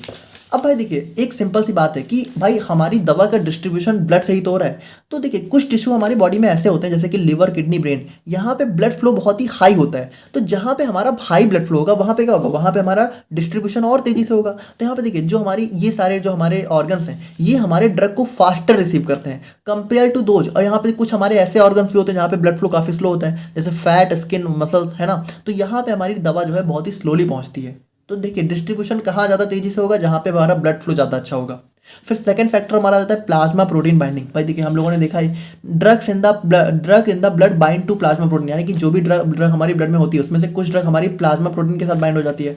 Now only the free drug is available for distribution to various tissues. अब यहाँ पे क्या होता है कि सिर्फ जो हमारी फ्री ड्रग होगी, ठीक है, यानी कि देखिए अगर हमारी 40 mg बाइंड हो गई तो 60 बची, तो यही फ्री ड्रग हमारी अवेलेबल होगी इसकी डिस्ट्रीब्यूशन के लिए, ठीक है। High plasma protein bound have limited distribution. और यहाँ पे देखिए भाई जो ड्रग हमारी प्लाज्मा प्रोटीन से बाइंड होगी उसका डिस्ट्रीब्यूशन थोड़ी होगा। अब वो अलग बात है कि थोड़ी देर बाद ये भी फ्री होना स्टार्ट हो जाएगी, लेकिन जब तक ये प्लाज्मा प्रोटीन से बाइंड रहेंगी तब तक इनका डिस्ट्रीब्यूशन नहीं होगा, ठीक है। और अगर हम लोग यहाँ पे बात करें अपने लिपिड सॉल्युबिलिटी की, तो यहाँ पे देखिए भाई सिंपल सी बात है कि डिस्ट्रीब्यूशन में भी क्या होना, डिस्ट्रीब्यूशन में भी हमारी दवा को जो है ब्लड मेम्ब्रेन को क्रॉस करके, है ना, और यहाँ पे ब्लड कैपिलरी की मेम्ब्रेन को क्रॉस करके अलग अलग जगह पे क्रॉस जाना पड़ रहा है, ट्रांसपोर्ट होना पड़ रहा है। तो इसमें भी हमारे लाइपोफिलिसिटी मैटर करेगी, यानी अगर हमारी दवा लिपिड सॉल्युबल होगी तो वो इजिली जाके हमारी अलग अलग टिश्यू में एक्यूमुलेट हो जाएगी। हाइड्रोफिलिक ड्रग हमारी क्या होती है, मोस्टली ब्लड में ही स्टे करती है, ठीक है। तो हाइड्रोफिलिक ड्रग का ज़्यादा डिस्ट्रीब्यूशन नहीं देखने को मिलता है। टिश्यू परमेबिलिटी की बात करें तो यहाँ पे देखिए कुछ हमारे हाईली परमेबल टिश्यूज होते हैं जो कि हमारे ड्रग को इजिली पास होने देते हैं, ठीक है। जैसे कि परमिबिलिटी मतलब कि कोई टिश्यू यहाँ पे कितनी इजिली ड्रग को अपने अंदर आने दे रहा है। तो भाई जो जितनी इजिली अंदर आने देगा, ठीक है, उतना ज़्यादा वहाँ पे डिस्ट्रीब्यूशन होगा। तो जिनकी परमिबिलिटी हाई होती है जैसे लिवर और किडनी, तो यहाँ पे ड्रग हमारी बहुत इजिली चली जाती है, यहाँ पे इनका डिस्ट्रीब्यूशन काफ़ी ज़्यादा देखने को मिलता है। और यहाँ पे देखिए कुछ हमारे ऐसे टिश्यू होते हैं जो कि बहुत ही लेस परमिएबल होते हैं, जैसे कि हमारा एक आ जाता है ब्लड ब्रेन बैरियर, ठीक है। तो हमारा जो ब्रेन होता है, ठीक है, तो इसके ऊपर हमें यहाँ पे हमारा एक ब्लड ब्रेन बैरियर देखने को मिलता है, जिसमें क्या होता है इसकी वजह से बहुत कम दवा, बहुत हार्डली कोई दवा हमारी ब्रेन तक पहुंच पाती है। और देखिए बहुत इंपॉर्टेंट है भाई, ब्लड ब्रेन बैरियर हमारा क्या होता है, ये हमारा ऐसा बैरियर होता है जो कि हमारी ज़्यादातर दवाओं को ब्लड के अंदर आने से रोकता है। तो ये हमारा बहुत इंपॉर्टेंट रोल प्ले करता है। और सिर्फ बहुत मतलब एक्सट्रीमली लिपिड सॉल्युबल ड्रग हमारी ब्लड ब्रेन बैरियर को क्रॉस कर पाती हैं, ठीक है। और उसके बाद देखिए टिश्यू परमिबिलिटी की बात करें तो यहाँ पे हाँ इसको हम लोगों ने देख ही लिया। और फिर हमारा एक कॉन्सेप्ट आ जाता है वॉल्यूम ऑफ डिस्ट्रीब्यूशन।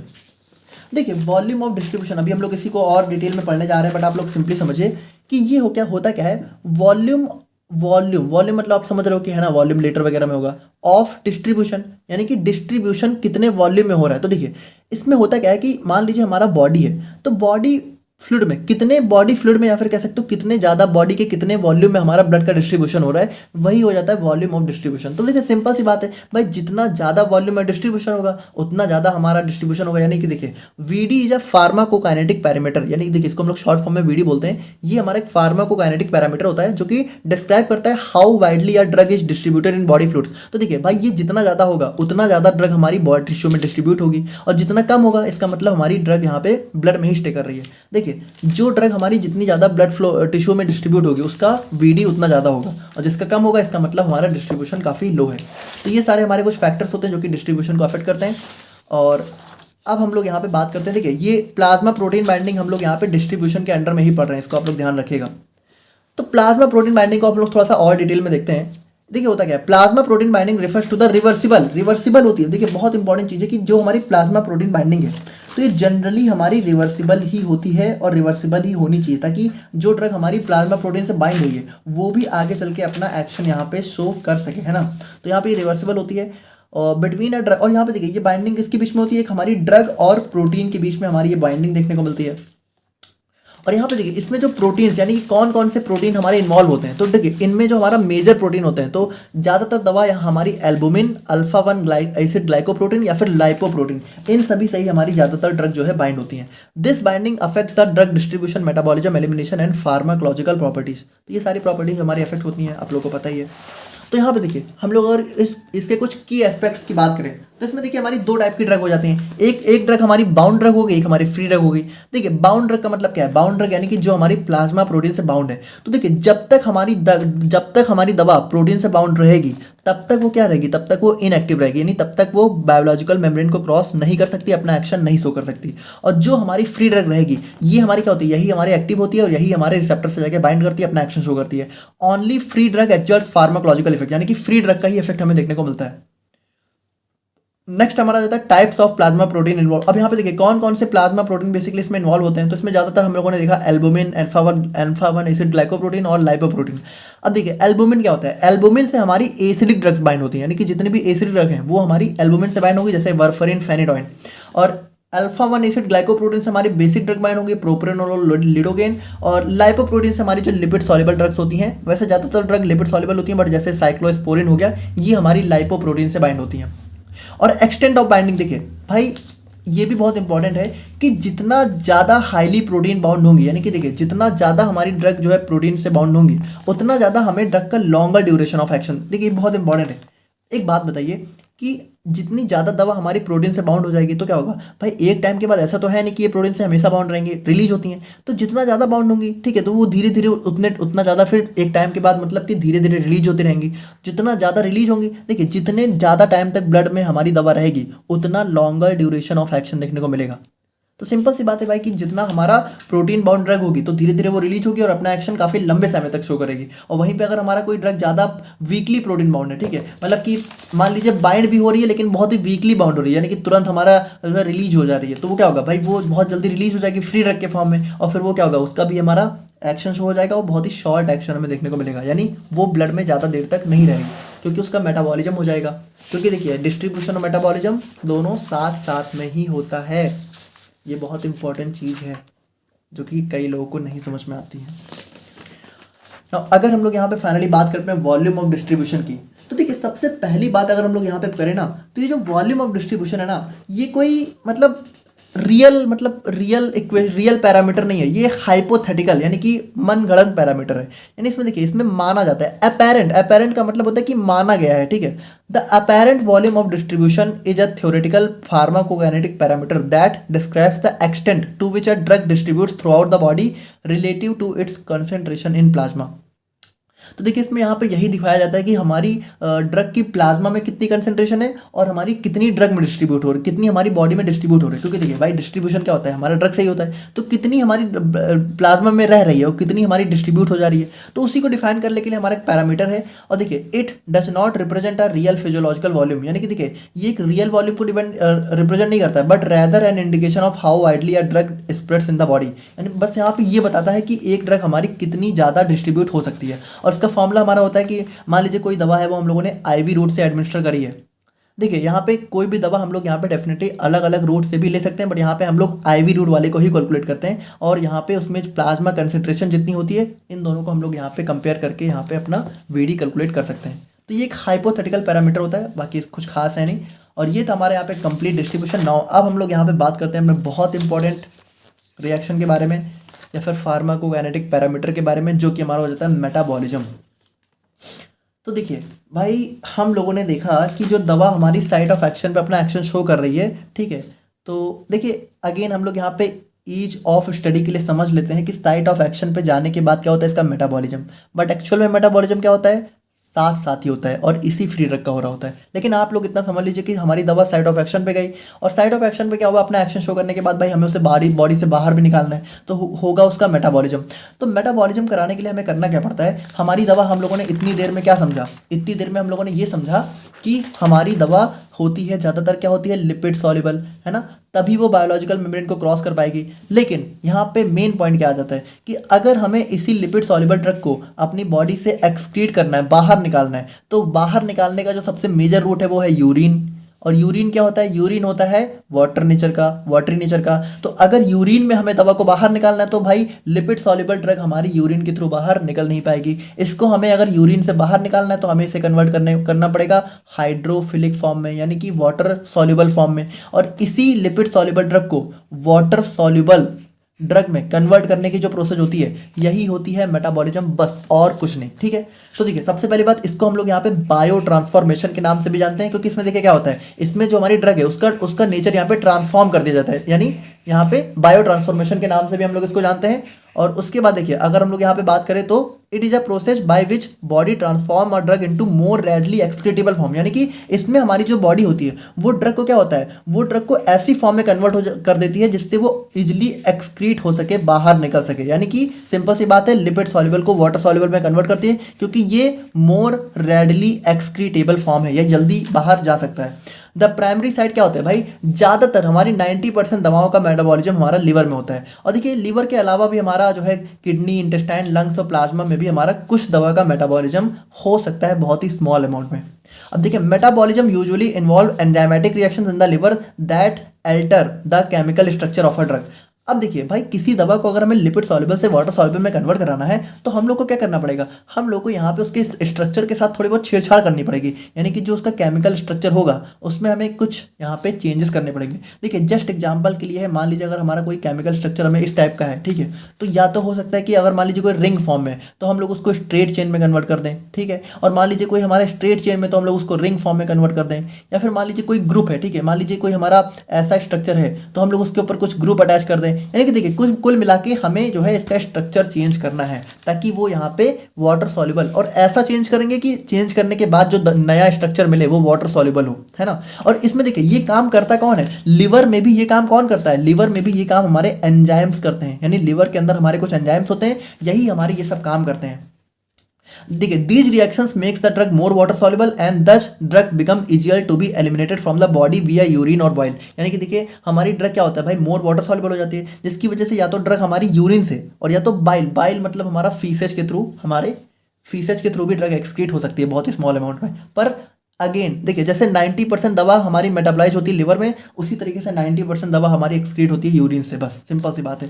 और यहाँ पे देखिए अगेन अगर हम लोग सिंपली समझे तो मेटाबॉलिज्म ऑफ अ ड्रग क्या करता है, लिपिड सॉल्युबल को वाटर सॉल्युबल या फिर कह सकते हो अनआयोनाइज्ड को आयोनाइज्ड। हम लोगों ने अभी स्टार्टिंग में ही डिस्कस किया कि अनआयोनाइज्ड मतलब लिपिड सॉल्युबल, तो ये देखिए दोनों का मतलब सेम ही है, कुछ अलग अलग चीज़ नहीं है। या तो हम लोग बोल सकते हैं कि अनआयोनाइज्ड फॉर्म को आयोनाइज्ड फॉर्म में, तो लिपिड सॉल्युबल को वाटर सॉल्युबल में।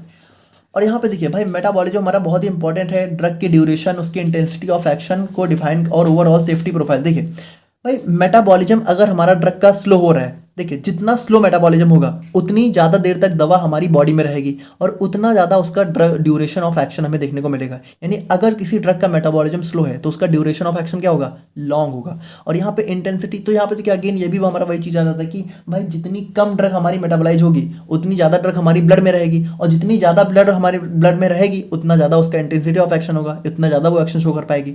और उसके बाद भाई देखिए सेफ्टी प्रोफाइल का मतलब है कि अगर हमारी दवा का मेटाबॉलिज्म ना हो तो दवा दवा अगर ज़्यादा टाइम तक हमारी बॉडी में रही तो वो क्या होगा भाई, वो हमारी बॉडी में साइड इफेक्ट शो कर सकती है, अलग अलग जो है कह सकते हो प्रॉब्लम हमें देखने को मिल सकती है। तो सभी चीज़ों में हमारा मेटाबॉलिज्म बहुत इंपॉर्टेंट रोल प्ले करता है। और अब देखिए, अब यहाँ पे सबसे कंफ्यूजिंग चीज़ आप लोगों को देखने को मिलेगी कि जनरली क्या होता है।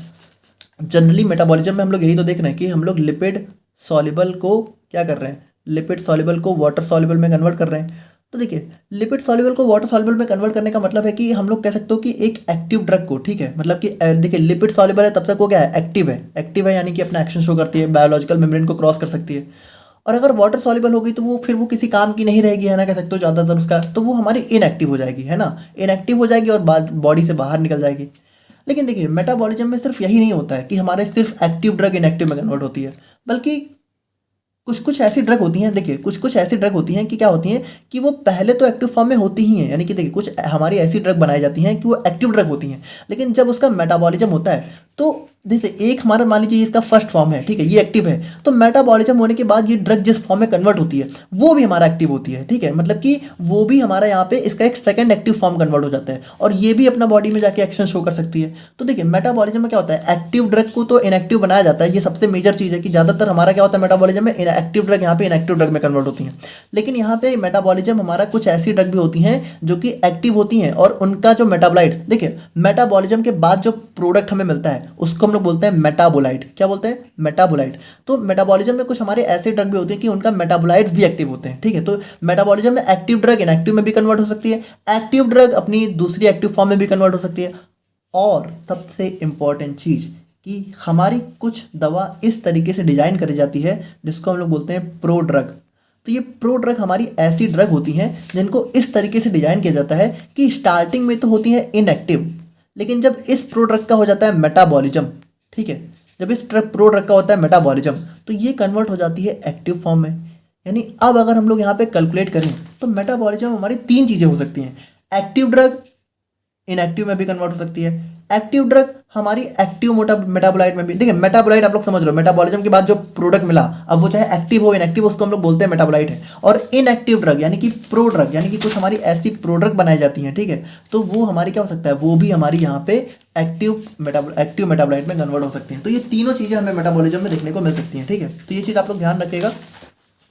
और बाकी देखिए, बाकी अगर हम लोग यहाँ पे बात करें तो अब हम लोग यहाँ पे बात करते हैं अपने एक एंजाइम के बारे में जो कि होता है साइटोक्रोम P450, जो कि हमारे लगभग कह सकते हो मोस्ट यानी कि लगभग 33% यानी कि लगभग जो है कह सकते हो नियरली 33 से लेके 40% जो हमारी ड्रग्स होती हैं उनका मेटाबॉलिज्म हमारा यही एंजाइम करता है, ठीक है। तो ये एंजाइम हमारा मतलब यहाँ पे मतलब ये एंजाइम हमारे यहाँ पे बहुत ज़्यादा मतलब 33 नहीं बल्कि उससे भी ज़्यादा, ठीक है, 33 तो हमारे इसके अंदर एक टाइप होता है। बेसिकली साइटोक्रोम P450 एंजाइम हमारा यहाँ पे कह सकते हो लगभग 80 से 90% दवाओं का जो मेटाबॉलिज्म होता है वो हमारा साइटोक्रोम P450 एंजाइम के थ्रू ही होता है, इसलिए इसको हम लोग यहाँ पे अलग से पढ़ते हैं। देखिए और भी एंजाइम होते हैं जो कि इन्वॉल्व होते हैं, लेकिन ये हमारा वो एंजाइम होता है जो कि हमारा ज़्यादातर दवाओं का मेटाबॉलिज्म करता है। और देखिए यहाँ पे ये कोई एंजाइम सिंगल नहीं होता बल्कि ये पूरा फैमिली ऑफ एंजाइम्स होती हैं, साइटोक्रोम P450 एंजाइम्स, यानी कि इनके अंदर हमारे और अलग अलग टाइप होते हैं। तो इसको अगर हम लोग थोड़ा सा देखें तो देखिए cytochrome P450 enzyme are group of protein, यानी कि अब देखिए आपको पता है कि भाई एंजाइम हमारा किससे बना होता है, प्रोटीन से मिलकर बना होता है। तो ये हमारे ग्रुप ऑफ प्रोटीन्स होते हैं, ठीक है। तो ये हमारे ग्रुप ऑफ प्रोटीन्स होते हैं जो कि क्या करते हैं, हमारा ड्रग को ब्रेक डाउन करते हैं, उनको मेटाबोलाइज करते हैं। और देखिए इसमें अगर हम लोग साइटोक्रोम P450 में अगर थोड़ा समझे तो देखिए इसमें P का मतलब होता है पिगमेंट से, जो कि 450 नैनोमीटर की वेवलेंथ को एब्जॉर्ब कर सकता है। यहाँ पे साइटोक्रोम P450 में P हमारा वो पिगमेंट होता है जो कि 450 नैनोमीटर की वेवलेंथ को एब्जॉर्ब कर सकता है, ठीक है, बाकी कुछ खास नहीं है। और इसमें देखिए CYP एंजाइम्स की कुछ हमारी वेरियस हमें फैमिलीज देखने को मिलती है, यानी कि देखिए अगर हम लोग यहाँ पे देखें तो इसके भी अलग अलग टाइप होते हैं, साइटोक्रोम 3A4, देखिए साइटोक्रोम P450 3A4 है ना, ऐसा नहीं कि साइटोक्रोम P450 के ही अलग अलग टाइप है, 3A4, 2D6, 2C19। अब यहाँ पे देखिए जो 3A4 है, तो अगर हम लोग यहाँ पे इन सभी का मतलब समझें तो यहाँ पे देखिए several families of CYP enzymes are involve, यानी कि बहुत अलग अलग फैमिली होती हैं। These are named as CYP, यानी कि देखिए अब इनका नेम कैसे होता है, सबसे पहले CYP होता है, यानी कि देखिए सबसे पहले CYP देखने को मिलता है, फॉलोड बाय ए नंबर, और उसके आगे पहला नंबर होता है 3, जैसे ये हमारा नंबर आ रहा है। अब इस नंबर का मतलब क्या होता है, ये नंबर यहाँ पे इनकी फैमिली को डिनोट करता है। और उसके बाद क्या होता है, देन अल्फाबेट, यानी कि उसके बाद हमारा एक अल्फाबेट होता है, जैसे A है तो ये अल्फाबेट क्या होता है, सब फैमिली को डिनोट करता है। और उसके बाद फिर से एक नंबर होता है, और ये नंबर क्या होता है, ये नंबर हमारा स्पेसिफिक आइसोफॉर्म को शो करता है, ठीक है। तो जैसे हम लोग यहाँ पे हमारा सबसे फेमस जो हमारा साइटोक्रोम P450 एंजाइम है जिसका नाम होता है CYP3A4। अगर हम लोग इसको देखें तो इसमें 3 का मतलब फैमिली, A का मतलब सब फैमिली और 4 का मतलब स्पेसिफिक आइसोफॉर्म से होता है, ठीक है। तो ये हमारा होता है, और ये जो हमारा साइटोक्रोम P453A4 एंजाइम होता है, ये क्या होता है, ये हमारा सबसे ज़्यादा परसेंटेज में हमें हमें हमारे लीवर में देखने को मिलता है, ठीक है। लगभग 26% हमारा यही होता है लीवर में, ठीक है। और यहाँ पे ये हमारी मैक्सिमम परसेंटेज यानी कि लगभग 33% ड्रग्स का मेटाबॉलिज्म हमारा यही एंजाइम करता है, ठीक है। तो ये एंजाइम हमारा बहुत इंपॉर्टेंट रोल प्ले करता है हमारे बहुत सारे ड्रग के मेटाबॉलिज्म में। तो देखिए हम लोगों ने यहाँ पे देखा कि चलो ठीक है, अच्छी बात है कि हमारा ड्रग का मेटाबॉलिज्म हो रहा है। तो मेटाबॉलिज्म में क्या हो रहा है, हम लोग यहाँ पे ड्रग के फॉर्म को चेंज कर रहे हैं, ठीक है। उसको उसको लिपिड सॉल्युबल को वाटर सॉल्युबल बना रहे हैं, एक्टिव को इनएक्टिव कर रहे हैं। बट ये होता कैसे, तो ये होता ऐसे है कि इसके अंदर हमारी कुछ रिएक्शंस होती हैं, ठीक है। और इन रिएक्शंस को हमारे कुछ एंजाइम यहाँ पे कराते हैं। और यहाँ पे देखिए ये रिएक्शंस भी हमारी 2 टाइप की होती हैं। एक होता है हमारे यहाँ पे फेज 1 रिएक्शन, एक होती है हमारी यहाँ पे फेज 2 रिएक्शन। तो देखिए ये हमारी यहाँ पे 2 टाइप की रिएक्शन होती है, एक होती है फेज 1, एक होती है फेज 2। अब होता क्या है, जैसे कोई मान लीजिए कोई ड्रग है, तो हो सकता है कि वो जो हमारी ड्रग है वो फेज 1 रिएक्शन में जाए, ठीक है। और फेज 1 में जाने के बाद वो यहाँ पे डायरेक्टली हमारा एलिमिनेट हो जाए। यानी कि देखिए हुआ क्या कि ड्रग है वो हमारी फेज 1 के अंदर कुछ रिएक्शन होती है, तो उन रिएक्शंस के अंदर गई, उसका यहाँ पे क्या हुआ, उसका यहाँ पे इनएक्टिव मेटाबोलाइट कन्वर्ट हो गया, इनएक्टिव, ठीक है। और इनएक्टिव मेटाबोलाइट क्या हुआ, डायरेक्ट यहाँ भाई देखिए सिंपल सी बात है, हमें यहाँ पे ड्रग को जो है कह सकते हो जनरली, ठीक है, एक्टिव फॉर्म से इनएक्टिव फॉर्म में कन्वर्ट करना है। या फिर हम लोग बोल सकते हैं कि ड्रग हमारी क्या है, लिपिड सॉल्युबल है, लिपिड सॉल्युबल है। तो लिपिड सॉल्युबल ड्रग को हमें अल्टीमेटली किस में, वाटर सॉल्युबल में कन्वर्ट करना है, वाटर सॉल्युबल में। तो हो सकता है कि जो ड्रग है वो हमारी सबसे पहले फेज 1 में जाए और यहाँ पे क्या हो, वो डायरेक्टली हमारा वाटर सॉल्युबल फॉर्म में कन्वर्ट हो जाए और यहाँ पे हमारा एलिमिनेट हो जाए। या फिर कुछ ड्रग्स हमारी ऐसी भी होती हैं जो कि डायरेक्टली हमारी फेज 2 में जाती हैं, और फेज 2 में जाने के बाद क्या होता है, हमारी वो वाटर सॉल्युबल में कन्वर्ट हो जाती हैं, और वाटर सॉल्युबल में कन्वर्ट होने के बाद क्या होता है, उनका यहाँ पे एलिमिनेशन हो जाता है। लेकिन कुछ ड्रग ऐसी भी होती हैं जो कि फेज 1 में पहले जाती हैं, लेकिन क्या होता है वो तब भी यहाँ पे वाटर सॉल्युबल फॉर्म में नहीं कन्वर्ट हो पाती हैं। तो वो क्या होता है, वो फेज 1 में जाने के बाद फर्दर फेज 2 में जाती हैं। और देखिए फेज 2 आप लोग ऐसा समझिए कि फेज 2 हमारी वो रिएक्शंस होती हैं जिनमें अगर कोई ड्रग गई, चाहे वो डायरेक्ट जाए चाहे फेज 1 से होके जाए, फिर वो 100% वाटर सॉल्युबल में कन्वर्ट हो ही जाएगी, यानी 100% वो इनएक्टिव फॉर्म में कन्वर्ट हो जाएगी और उसका यहाँ पे एलिमिनेशन हो जाएगा। तो यहाँ पे देखिए, यहाँ पे मेन चीज़ यही है कि फेज 1 और फेज 2 दोनों हमारी ऐसी रिएक्शंस होती हैं जिसमें हमारा ड्रग का मेटाबॉलिज्म होता है। कुछ हमारी डायरेक्ट फेज 1 में जाती है, उनका मेटाबॉलिज्म हो जाता है, कुछ हमारी डायरेक्ट फेज 2 में जाती है, उनका मेटाबॉलिज्म हो जाता है। लेकिन कुछ क्या होता है, पहले फेज 1 में जाती हैं, फिर यहाँ पे फेज 1 से फेज 2 में जाती हैं, फेज 2 में जाने के बाद उनका मेटाबॉलिज्म होता है। तो बस यही है। बाकी देखिए अगर हम लोग यहाँ पे बात करें तो फेज 1 और फेज 2 में भी हमारा 2 टाइप की चीजें आप लोग को देख रहे होंगे, एक होता है माइक्रोसोमल, एक होता है नॉन माइक्रोसोमल। देखिए माइक्रोसोमल का मतलब वो एंजाइम जो कि हमारा, देखिए ये सारे एंजाइम कहाँ होंगे भाई, ये सारे एंजाइम हमारे लिवर में होंगे, ठीक है। ये सारी रिएक्शन हमारी लिवर में हो रही है। तो लिवर सेल्स के जो एंजाइम हमारे एंडोप्लाज्मिक रेटिकुलम में होते हैं उनको हम लोग बोलते हैं माइक्रोसोमल, और जो हमारे बाकी जगह होते हैं साइटोप्लाज्म में या फिर माइटोकॉन्ड्रिया वगैरह में होते हैं उनको हम लोग बोलते हैं नॉन माइक्रोसोमल। तो देखिए फेज 1 के अंदर जितनी रिएक्शन होती हैं इनमें हमारे दोनों एंजाइम इन्वॉल्व होते हैं, यानी कुछ रिएक्शन हमारे माइक्रोसोमल एंजाइम कराते हैं, कुछ हमारे नॉन माइक्रोसोमल कराते हैं। लेकिन फेज 2 में क्या होता है, फेज 2 में देखिए होता है इसमें भी दोनों है, लेकिन इसमें क्या होता है, जो हमारा सिर्फ एक रिएक्शन होती है जो कि माइक्रोसोमल एंजाइम के द्वारा होती है, और बाकी ये सारी जो रिएक्शन है ये सारी हमारी नॉन माइक्रोसोमल एंजाइम कराते हैं। तो देखिए फेज 1 में बात करो, फेज 1 में हमारा ऑक्सीडेशन, रिडक्शन, हाइड्रोलिसिस, साइक्लाइजेशन और डिसाइक्लाइजेशन ये सारी रिएक्शन हो जाती हैं। और फेज 2 में हमारा माइक्रोसोमल के अंदर हमारा ग्लूकोरोनाइड कॉन्जुगेशन हो जाता है, और नॉन माइक्रोसोमल के अंदर हमारा यहाँ पे acetylation, methylation, sulphate conjugation, glycine conjugation और ग्लूटाथायोन कॉन्जुगेशन, ये सारी हमारी रिएक्शंस हमारी फेज 2 में हो जाती हैं। तो सबसे पहले हम लोग बात करते हैं फेज 1 रिएक्शन के बारे में। अगेन देखिए यहाँ पे जो आप लोग के लिए कुछ क्वेश्चंस है तो उनको भी हम लोग यहाँ पे देख लेते हैं, ठीक है। तो लास्ट में हम लोग डिस्कस करेंगे, बट अगर आप लोग को यहाँ पे थोड़ा बहुत आंसर पता चल चुका है तो आप लोग इन सभी का आंसर यहाँ पे कमेंट करके मुझे बता दीजिए, ठीक है। और बाकी हम लोग लास्ट में देखेंगे और अच्छे से, तो आप लोग को इन सभी का आंसर यहाँ पे कमेंट करना है, ठीक है। फेज 1 रिएक्शंस की बात करें तो फेज 1 रिएक्शन देखिए ये हमारी वो रिएक्शन होती हैं जिनकी वजह से क्या होता है कि मान लीजिए फेज 1 रिएक्शन है तो इसमें हमारा कुछ फंक्शनल ग्रुप अटैच हो जाता है, ठीक है। जैसे फंक्शनल ग्रुप आपको पता है, जैसे OH हो गया, ठीक है, हमारा फिनॉल वगैरह हो गया। तो ये सारे हमारे कुछ फंक्शनल ग्रुप होते हैं जिनको हम लोग यहाँ पे अटैच करते हैं अपनी फेज 1 रिएक्शन में, ठीक है। और इसके अंदर जैसे ऑक्सीडेशन, रिडक्शन, हाइड्रोलिसिस, साइक्लाइजेशन और डिसाइक्लाइजेशन। तो सबसे पहले हम लोग बात करते हैं, देखिए बहुत सिंपल है, कुछ खास नहीं है। ऑक्सीडेशन, ऑक्सीडेशन आप लोग समझ रहे हो, ऑक्सीडेशन का मतलब होता है ऑक्सीजन का एडिशन कराना या फिर हाइड्रोजन का रिमूवल कराना।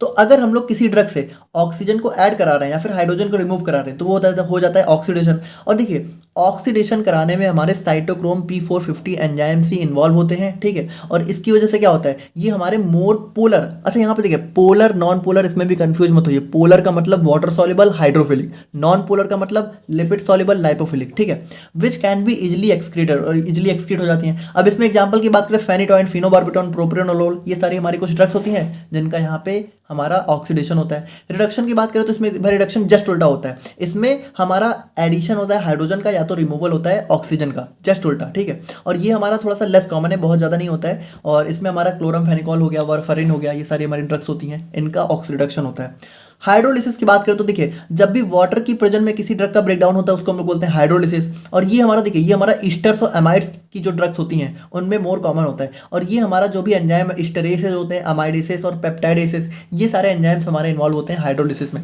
साइक्लाइजेशन की बात करें बहुत सिंपल है, अगर मान लीजिए हमारा कोई स्ट्रेट चेन कंपाउंड है, ठीक है, CH3 CH2 CH3, इसको हम लोगों ने यहाँ पे क्या हुआ साइक्लिक फॉर्म में कन्वर्ट कर दिया, तो ये हो गया साइक्लाइजेशन। और मान लीजिए डीसाइक्लाइजेशन की बात करें तो अगर मान लीजिए साइक्लिक है और इसको हम लोगों ने यहाँ पे डीसाइक्लाइजेशन कर दिया, ठीक है, स्ट्रेट चेन में कन्वर्ट कर दिया, तो ये हमारा हो गया डीसाइक्लाइजेशन। यानी इसमें देखिए in this straight chain converted into ring structure, example हो गया साइक्लोगुआनिल फ्रॉम प्रोगुआनिल, यानी प्रोगुआनिल को हम लोगों ने साइक्लोगुआनिल में कन्वर्ट करके यहाँ पे साइक्लाइजेशन कर दिया। और डीसाइक्लाइजेशन में क्या होता है, हम लोग यहाँ पे रिंग चेन को स्ट्रक्चर को ओपन कर देते हैं, ठीक है।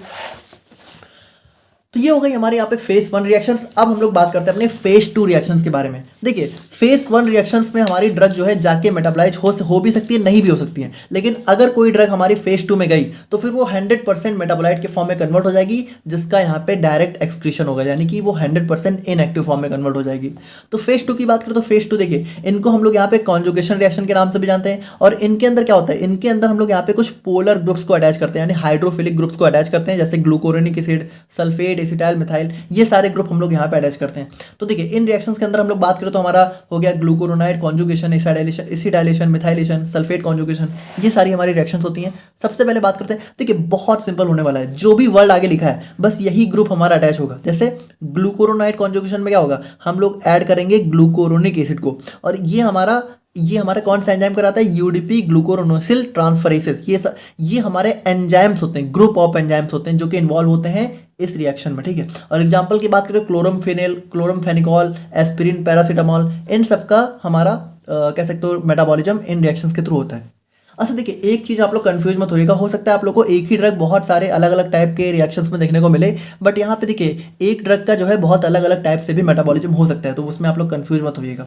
एसिटाइलेशन की बात करें तो इसमें हम लोग एसिटाइल ग्रुप को अटैच करते हैं, और यहाँ पे ये एन एसिटाइल ट्रांसफरेसेस के द्वारा हमारा कराया जाता है, ये वाला एंजाइम होता है जो कि इन्वॉल्व होता है। और एग्जाम्पल की बात करें तो सल्फोनामाइड आइसोनायाजाइड, ठीक है। मिथाइलेशन में क्या होता है, मिथाइल ग्रुप अटैच करेंगे, मिथाइल ट्रांसफरेसेस हमारा एंजाइम इन्वॉल्व होता है। एग्जाम्पल हो गया मिथाइल डोपा, मरकेप्टोप्यूरिन। और उसके बाद सल्फेट कॉन्जुगेशन में हम लोग यहाँ पे सल्फेट ग्रुप को अटैच कराएंगे, और सल्फो ट्रांसफरेसेस हमारा एंजाइम इन्वॉल्व होते हैं। और क्लोरमफेनिकॉल, मिथाइल डोपा, ये हमारे ड्रग्स होते हैं जिनका सल्फेट कॉन्जुगेशन हो सकता है। ग्लाइसिन कॉन्जुगेशन में ग्लाइसिन को ऐड करेंगे, glycine N acetyl transferases enzyme involve होगा। और ग्लूटाथायोन कॉन्जुगेशन में ग्लूटाथायोन को ऐड कराएंगे, ग्लूटाथायोन एस ट्रांसफरेसेस इन्वॉल्व होगा, ठीक है। ये सारे हमारे एग्जाम्पल है, आप लोग देख लेना। और अब हम लोग यहाँ पे बात करते हैं अपने कुछ फैक्टर्स के बारे में जो कि ड्रग मेटाबॉलिज्म को अफेक्ट कर सकते हैं।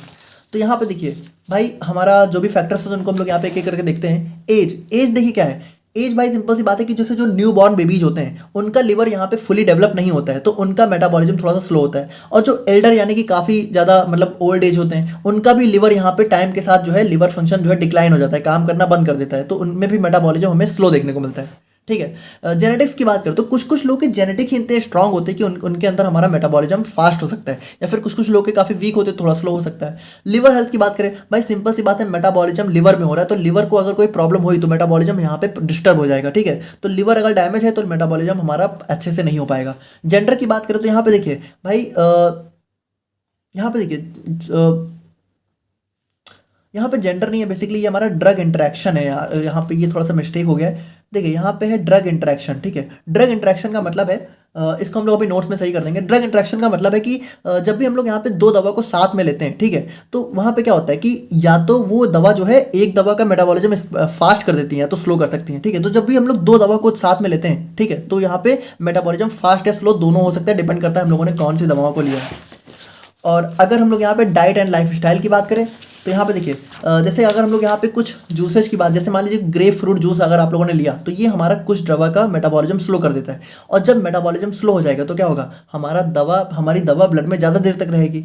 और देखिए स्मोकिंग या अल्कोहल की बात करें तो ये हमारा मेटाबॉलिज्म को फास्ट कर देते हैं। इसकी वजह से क्या होगा भाई, देखिए सिंपल सी बात है, अगर हमारा एक चीज़ आप लोग पकड़ लीजिए, अगर हमारा मेटाबॉलिज्म ठीक है स्लो, तो हमारा क्या होगा, ड्रग हमारा ज़्यादा देर तक हमारी बॉडी में रहेगी, ब्लड में रहेगी, और ज़्यादा ड्यूरेशन ऑफ एक्शन बढ़ जाएगा। और अगर हमारा मेटाबॉलिज्म यहीं पे फास्ट है तो ड्रग हमारी कम देर तक बॉडी में रहेगी और ड्यूरेशन ऑफ एक्शन क्या होगा, लो हो जाएगा। ठीक है, तो जस्ट उल्टा होता है। और जेंडर की बात करो तो यहाँ पे देखिए भाई मैन एंड वुमेन में भी कुछ ड्रग्स का यहाँ पे डिफरेंट यहाँ पे मेटाबॉलिज्म रेट होता है due to difference in their hormone. आप लोग को पता है मैन और वुमेन में हार्मोन्स यहाँ पे डिफरेंट होते हैं, एस्ट्रोजन, प्रोजेस्टेरोन, टेस्टोस्टेरोन, समझ रहे होगे आप लोग। अब यहाँ पे देखिए दो टॉपिक हमारे और जाते हैं, एंजाइम इंड्यूशन और एंजाइम इनहिबिशन। देखिए एंजाइम इंड्यूशन की बात करें तो इसमें देखिए क्या होता है, एंजाइम इंड्यूशन का मतलब होता है कि कुछ हमारी ऐसी दवाएं होती हैं, ठीक है, जो कि हमारा जैसे कुछ हमारे, जैसे आपको पता है जो हमारा मेटाबॉलिज्म होता है ये कौन करा रहा है, हमारे एंजाइम करा रहे हैं। तो अगर मान लीजिए हम लोग कोई ऐसी दवा लें, ठीक है, कोई ऐसी ड्रग लें जो कि इन एंजाइम्स को बढ़ा दें, ठीक है, इन एंजाइम्स की कह सकते हो या तो एफिकेसी को बढ़ा दें, यानी इसके काम करने के कह सकते हो इसके एफिकेसी, यानी आप लोग समझ रहे हो कि ये जितना काम करते हैं उसके काम करने के एक्शन को बढ़ा दें, या तो इन एंजाइम्स के नंबर को बढ़ा दें, या तो एफिकेसी को बढ़ा दें। अगर दोनों में से कुछ भी बढ़ाएंगे तो क्या होगा, एंजाइम बढ़ जाएंगे, और जब ज़्यादा एंजाइम होंगे तो मेटाबॉलिज्म ज़्यादा तेजी से होगा। तो एंजाइम इंड्यूशन में देखिए क्या होता है, it is the process by which a drug, इसमें क्या होता है कोई ड्रग हम लोग लेते हैं जो कि इंक्रीज कर देती है प्रोडक्शन और एक्टिविटी ऑफ मेटाबॉलिक एंजाइम, यानी कि जो भी मेटाबॉलिक एंजाइम्स होते हैं, यानी मेटाबॉलिज्म में जो भी एंजाइम इन्वॉल्व होते हैं, जैसे P450 वगैरह है ना, साइटोक्रोम P450, उनका प्रोडक्शन ही बढ़ा देती है, ठीक है, या तो उनकी एक्टिविटी को बढ़ा देती है। This leads to faster metabolism, और इसकी वजह से क्या होता है भाई, मेटाबॉलिज्म मेरा काफी फास्ट हो जाता है, और एज अ रिजल्ट क्या होता है, drug levels in the blood stream में डिक्रीज, यानी कि हमारा, अब भाई देखिए सिंपल सी बात है, जब कोई मेटाबॉलिज्म फास्ट होगा तो हम लोगों ने देखा कि जितना फास्ट मेटाबॉलिज्म होगा उतना कम देर तक ब्लड में रहेगी दवा, और उसका ड्यूरेशन ऑफ एक्शन भी कम हो जाएगा, है ना। As a result drug levels in the blood stream में decrease, potentially reducing therapeutic effect. और भाई देखिए जब कोई दवा ब्लड में रहेगी ही नहीं तो उसका थेरापेटिक इफेक्ट कैसे शो होगा, तो यहाँ पे हमारा ये प्रॉब्लम देखने को मिल सकती है। एग्जाम्पल की बात करो तो देखिए रिफाम्पिन हमारी एक दवा होती है जो कि साइटोक्रोम P3A4 यानी हमारा इस एंजाइम को बढ़ा देती है ना, आपको पता है यही एंजाइम हमारा सबसे ज़्यादा इन्वॉल्व होता है। तो यहाँ पे देखिए जब ये एंजाइम बढ़ जाता है तो हमारी कुछ दवा होती है जैसे ओरल कॉन्ट्रासेप्टिव, इनका मेटाबॉलिज्म काफ़ी फास्ट हो जाता है, जिसकी वजह से इनकी एफिकेसी यहाँ पे काफ़ी लो हो जाती है। और एंजाइम इनहिबिशन की बात करें तो ये भी जस्ट उल्टा, इसमें हमारे कुछ ड्रग क्या होते हैं, मेटाबॉलिक एक्टिविटी को, एंजाइम की एक्टिविटी को कम कर देते हैं, जिसकी वजह से स्लोअर मेटाबॉलिज्म होता है। लेकिन देखिए ना स्लो मेटाबॉलिज्म बहुत अच्छा है ना फास्ट मेटाबॉलिज्म बहुत अच्छा है। अगर स्लो मेटाबॉलिज्म होगा तो क्या होगा, हमारा ड्रग लेवल हमारी ब्लड स्ट्रीम में ज़्यादा देर तक रहेगा, जिसकी वजह से टॉक्सिसिटी भी हो सकती है। भाई जितनी देर तक हमें दवा चाहिए ब्लड में उतनी देर तक ही रहनी चाहिए, अगर उससे ज़्यादा रही तो टॉक्सिसिटी, और कम रही तो इफेक्ट नहीं मिलेगा अच्छा। तो वही चीज़ है, जैसे एग्जाम्पल के लिए बात करें, कीटाकोनाजोल क्या होता है, हमारा CYP3A4 को इनहिबिट कर देता है, जिसकी वजह से हमारा कुछ ड्रग्स जैसे स्टेटिन्स होती हैं, ठीक है, स्टेटिन्स हमारी ड्रग होती हैं जिनको हम लोग यहाँ पे हाइपरलिपिडेमिया में यूज करते हैं, तो उनका लेवल कह सकते हो बढ़ा देती है, ठीक है, तो जिसकी वजह से हमारा साइड इफेक्ट के चांसेस बढ़ सकते हैं। तो ये था हमारे यहाँ पे कंप्लीट मेटाबॉलिज्म। नाउ अब हम लोग यहाँ पे फाइनली बात करते हैं अपने लास्ट टॉपिक के बारे में, जो कि हमारा हो जाता है एक्सक्रीशन। तो यहाँ पे देखिए हम लोगों ने क्या किया, हम लोगों ने दवा को यहाँ पे एब्जॉर्ब भी करा लिया, ठीक है, हम लोगों ने दवा को एब्जॉर्ब करा लिया, डिस्ट्रीब्यूट करा लिया, मेटाबलाइज करा लिया। अब हम लोग दवा को बाहर करेंगे बॉडी से, और बाहर करने का सबसे मेजर रूट क्या है, किडनी। तो यहाँ पे देखिए excretion is the process by which a drug and their metabolite are eliminated, यानी कि एलिमिनेट होते हैं प्राइमरीली थ्रू द किडनी। और प्राइमरी कैसे होते हैं, किडनी से, और किडनी को हम लोग यहाँ पे रीनल एक्सक्रीशन भी बोल सकते हैं, but also via other route such as liver, lung, sweat, saliva and breast milk. यानी कि देखिए वैसे तो ज़्यादातर दवाओं का हमारा एक्सक्रीशन किडनी से ही होता है, लेकिन इसके अलावा कुछ दवा हमारी लिवर से, जैसे लिवर में हमारा बाइल जूस बनता है, ठीक है, बाइल जूस हमारा फीसेज के थ्रू एक्सक्रीट हो सकता है। लंग्स की बात करें तो हम लोग जो सांस लेते हैं, ठीक है, तो हम लोग जब सांस छोड़ते हैं, ठीक है, तो एक्सहेल करते वक्त भी कुछ दवा हमारी बाहर जा सकती है। स्वेट के थ्रू भी, और सलाइवा के थ्रू भी कुछ दवा बाहर जा सकती है। और जो लैक्टेटिंग मदर्स होती हैं उनके ब्रेस्ट मिल्क से भी कुछ दवा बाहर जा सकती है, ठीक है। तो ये सारे हमारे रूट्स होते हैं जिनके थ्रू हमारी दवा जो है एक्सक्रीट हो सकती है, और ये हमारा की फैक्टर होता है determining the drugs half life. ये क्या होता है, क्लियरेंस क्या होता है, ये सभी चीज़ें हम लोग अभी देखेंगे। तो सबसे पहले हम लोग बात करते हैं अपने रूट्स ऑफ ड्रग एलिमिनेशन के बारे में, यानी कि कौन कौन से रूट्स होते हैं जिनके थ्रू हमारी दवा बाहर जाती है। तो सबसे पहला सबसे मेजर रूट हो जाता है रीनल एक्सक्रीशन। तो रीनल एक्सक्रीशन आपको पता है कि ज़्यादातर दवा हमारी रीनल यानी कि किडनी से ही बाहर जाती है। अब देखिए, अगर आप लोगों ने थोड़ा सा हमारे किडनी को पढ़ा है तो आप लोगों को पता है किडनी में हमारे क्या होते हैं, किडनी की फंक्शनल यूनिट क्या होती है, नेफ्रॉन। नेफ्रॉन, और नेफ्रॉन का स्ट्रक्चर हमारा जो है कुछ इस टाइप से देखने को मिलता है, ठीक है, इस टाइप से हमारा होता है। तो देखिए ये होता है, हो जाता है हमारे यहाँ पे नेफ्रॉन, ठीक है, और यहाँ पे हमारा कुछ इस तरीके से जो है। अब देखिए यहाँ पे ये हो जाता है हमारा ग्लोमेरुलस, ठीक है, इस चीज़ को हम लोग बोलते हैं ग्लोमेरुलस, ग्लोमेरुलस, ठीक है। तो यहाँ पे देखिए इसमें नेफ्रॉन से जो हमारा एक्सक्रीशन होता है तो इसमें 3 स्टेप होते हैं। एक हो जाता है ग्लोमेरुलर फिल्ट्रेशन, ठीक है, दूसरा हो जाता है ट्यूबुलर सिक्रीशन, थर्ड हो जाता है ट्यूबुलर रीअब्जॉर्प्शन। तो देखिए सबसे पहला स्टेप क्या होता है भाई, सबसे पहला स्टेप हमारा ग्लोमेरुलर फिल्ट्रेशन ही होता है। यानी यहाँ पे क्या होता है, यहाँ पे जो भी हमारी ब्लड है, ठीक है, तो ब्लड हमारा यहाँ पे फिल्टर होता है। तो जब हमारा ब्लड यहाँ पे फिल्टर होता है तो यहाँ पे देखिए जब ब्लड फिल्टर होता है तो ब्लड में ही तो हमारे ड्रग मॉलिक्यूल्स होते हैं। तो ज़्यादातर ड्रग मॉलिक्यूल्स क्या होते हैं, ड्रग मॉलिक्यूल्स स्पेशली, और देखिए इसमें भी बात करें जो अनबाउंड होते हैं, are filtered through the glomerulus into the renal tubule. तो यहाँ पे क्या होते हैं, जो भी ड्रग मॉलिक्यूल्स यहाँ पे बहुत ही स्मॉल होते हैं, ठीक है, और यहाँ पे कह सकते हो फ्री फॉर्म में होते हैं, वो हमारा ग्लोमेरुलर फिल्ट्रेशन से क्या होता है, फिल्टर होकर हमारे किडनी में पहुंच जाते हैं, नेफ्रॉन में पहुंच जाते हैं। और सेकंड स्टेप क्या होता है, ट्यूबुलर सिक्रीशन। अब यहाँ पे देखिए कुछ हमारी ऐसी ड्रग्स भी होती हैं जो कि यहाँ पे ग्लोमेरुलर फिल्ट्रेशन से नहीं फिल्टर हो पाती हैं। तो वो क्या होता है, वो हमारी ट्यूबुलर सिक्रीशन, यानी कि देखो ट्यूबुलर्स मतलब कि ये जो हमारा ट्यूब्यूल पार्ट होता है, ये सारा पार्ट हमारा ट्यूबुलर पार्ट होता है।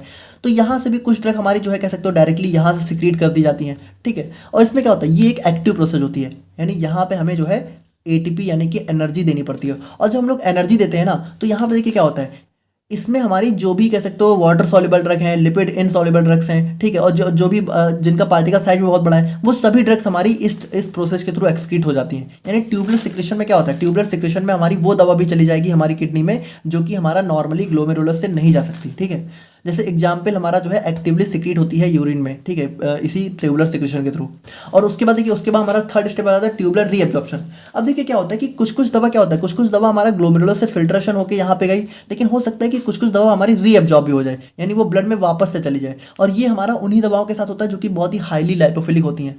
तो कुछ दवा हमारी वापस भी जा सकती है जो कि बहुत अच्छी चीज़ नहीं है, क्योंकि इसकी वजह से क्या होगा, हमारा टाइम बढ़ जाएगा, है ना, वो ज़्यादा देर तक बॉडी में रहेगी। जैसे कि weak acid like aspirin may be reabsorb in acidic urine, ठीक है, तो ये सारा हमारा रीअब्जॉर्ब हो सकती हैं। तो ये था हमारे यहाँ पे रीनल रूट। नाउ अब हम लोग यहाँ पे बात करें कुछ और रूट्स के बारे में। तो देखिए ये बहुत ही सिंपल, इसमें कुछ खास नहीं है। जैसे सब फिर हमारा नेक्स्ट आ जाता है हिपैटिक एक्सक्रीशन। तो हिपैटिक में देखिए, हिपैटिक में क्या होता है, हिपैटिक मतलब कि इसमें हमारा लिवर से मतलब कि हमारा बाइल के फॉर्म में, और बाइल हमारा एट लास्ट में कहा जाएगा फीसेज में। तो फीसेज के थ्रू भी हमारा एक्सक्रीशन हो सकता है, जैसे कि डिजॉक्सिन और स्टेरॉइड्स वगैरह होते हैं, उनका एक्सक्रीशन हमारा यहाँ पे बाइल के थ्रू हो सकता है। और पुलमोनरी मतलब लंग, तो लंग मतलब कि एक्जेल मतलब जो हम लोग सांस को बाहर छोड़ते हैं, हवा को बाहर छोड़ते हैं, ठीक है, तो उसके थ्रू भी हमारी कुछ दवा जैसे कि एनेस्थेटिक गैसेज होती हैं जो को हम लोग यहाँ पे लंग से एक्सक्रीट कर सकते हैं। स्वेट एंड सलाइवा, तो देखिए स्वेट एंड सलाइवा के थ्रू भी हमारी कुछ ड्रग एक्सक्रीट हो सकती हैं, जैसे कि हैवी मेटल्स और अल्कोहल हो गए। और ब्रेस्ट मिल्क की बात करें तो यहाँ पे जैसे टेट्रासाइक्लिन और ओपाइड्स हो गए, ये हमारी ब्रेस्ट मिल्क के थ्रू भी एक्सक्रीट हो सकते हैं। नाउ अब हम लोग यहाँ पे एक बहुत ही इंपॉर्टेंट टॉपिक के बारे में बात करते हैं जो कि हो जाता है काइनेटिक्स ऑफ एलिमिनेशन। अब ना इसको देखिए, इसको आप लोग ना बहुत ध्यान से समझिएगा, ये बहुत एक इंपॉर्टेंट टॉपिक भी हो जाता है और थोड़ा सा कंफ्यूजिंग भी हो जाता है, जल्दी समझ में नहीं आता है। तो देखिए इसमें हमारे कुछ टॉपिक्स होते हैं, जैसे क्लियरेंस हो गया, ऑर्डर ऑफ काइनेटिक्स हो गया, और हमारा यहाँ पे एक हो गया जो है हाफ लाइफ, ठीक है। तो इन सभी चीज़ों को हम लोग यहाँ पे देखेंगे, तो इसको आप लोग थोड़ा सा समझिएगा कि इसमें देखिए, इसमें सबसे पहला टॉपिक हमारा दिया हुआ है क्लियरेंस। क्लियरेंस का मतलब क्या होता है, देखिए क्लियरेंस जैसे हम लोग नाम से ही समझे तो क्लियरेंस मतलब कि क्लियर होना। तो देखिए इसका अगर हम लोग थ्योरी से देखें तो देखिए clearance of a drug is the theoretical volume of plasma from which the drug is completely removed in unit time. देखिए इसका मतलब ये है कि एक यूनिट टाइम में, यूनिट टाइम मतलब कि देखिए यूनिट टाइम मतलब 1 मिनट, 1 घंटा, कुछ भी हो सकता है, ठीक है। तो मान लीजिए 1 घंटा बढ़ते तो 1 घंटे में, 1 आवर में कितनी ब्लड हमारी कितनी ड्रग हमारे ब्लड से एक्सक्रीट हो रही है, ठीक है, बाहर जा रही है, उसी चीज़ को हम लोग बोलते हैं क्लियरेंस, ठीक है। यानी कि पर यूनिट टाइम में हमारी कितनी दवा हमारी ब्लड से बाहर जा रही है, ठीक है, और कितना हमारा जो है कह सकते हो प्लाज्मा जो है कह सकते हो क्लियर हो जा रहा है ना, वही चीज़ हो जाती है क्लियरेंस। क्लियरेंस का मतलब कि हमारा प्लाज्मा कितना क्लियर हो रहा है ड्रग से। अब देखिए इसका फॉर्मूला होता है rate of elimination upon plasma drug concentration. अभी इस चीज़ को हम लोग और देखेंगे, बाकी हम लोग थोड़ा सा बात करते हैं अपने ऑर्डर ऑफ काइनेटिक्स के बारे में। तो देखिए अगर हम लोग यहाँ पे बात करें अपने ऑर्डर ऑफ काइनेटिक्स के बारे में, तो यहाँ पे देखिए अगर हम लोग थोड़ा सा क्लियरेंस को थोड़ा समझ लेते हैं ताकि आप लोग को एक आइडिया लगे, है ना, कि क्लियरेंस एक्चुअल में होता क्या है। तो अच्छा यहाँ पे देखिए इसको अभी हम लोग थोड़ा सा बाद में ही समझेंगे, ठीक है। पहले हम लोग यहाँ पे इस ऑर्डर ऑफ काइनेटिक्स को समझते हैं। तो ऑर्डर ऑफ काइनेटिक्स देखिए क्या होता है। ऑर्डर ऑफ काइनेटिक्स हमारे वो ऑर्डर होते हैं जिनको हमारा ड्रग फॉलो करती है जब भी यहाँ पे उसका एलिमिनेशन होता है, ठीक है। तो यहाँ पे देखिए हमारे बेसिकली दो टाइप के ऑर्डर होते हैं, एक होता है फर्स्ट ऑर्डर, एक होता है जीरो ऑर्डर। अब इसको आप लोग ध्यान से समझिएगा। देखिए फर्स्ट ऑर्डर में क्या होता है, फर्स्ट ऑर्डर में जो हमारा रेट ऑफ एलिमिनेशन होता है ये डायरेक्टली प्रोपोर्शनल होता है हमारा ड्रग कंसंट्रेशन के। अब देखिए रेट ऑफ एलिमिनेशन क्या होता है, रेट ऑफ एलिमिनेशन होता है कि कितनी दवा हमारी पर आवर हमारी बॉडी से जो है एक्सक्रीट हो रही है, ठीक है, वो हमारा हो जाता है रेट ऑफ एलिमिनेशन, ठीक है।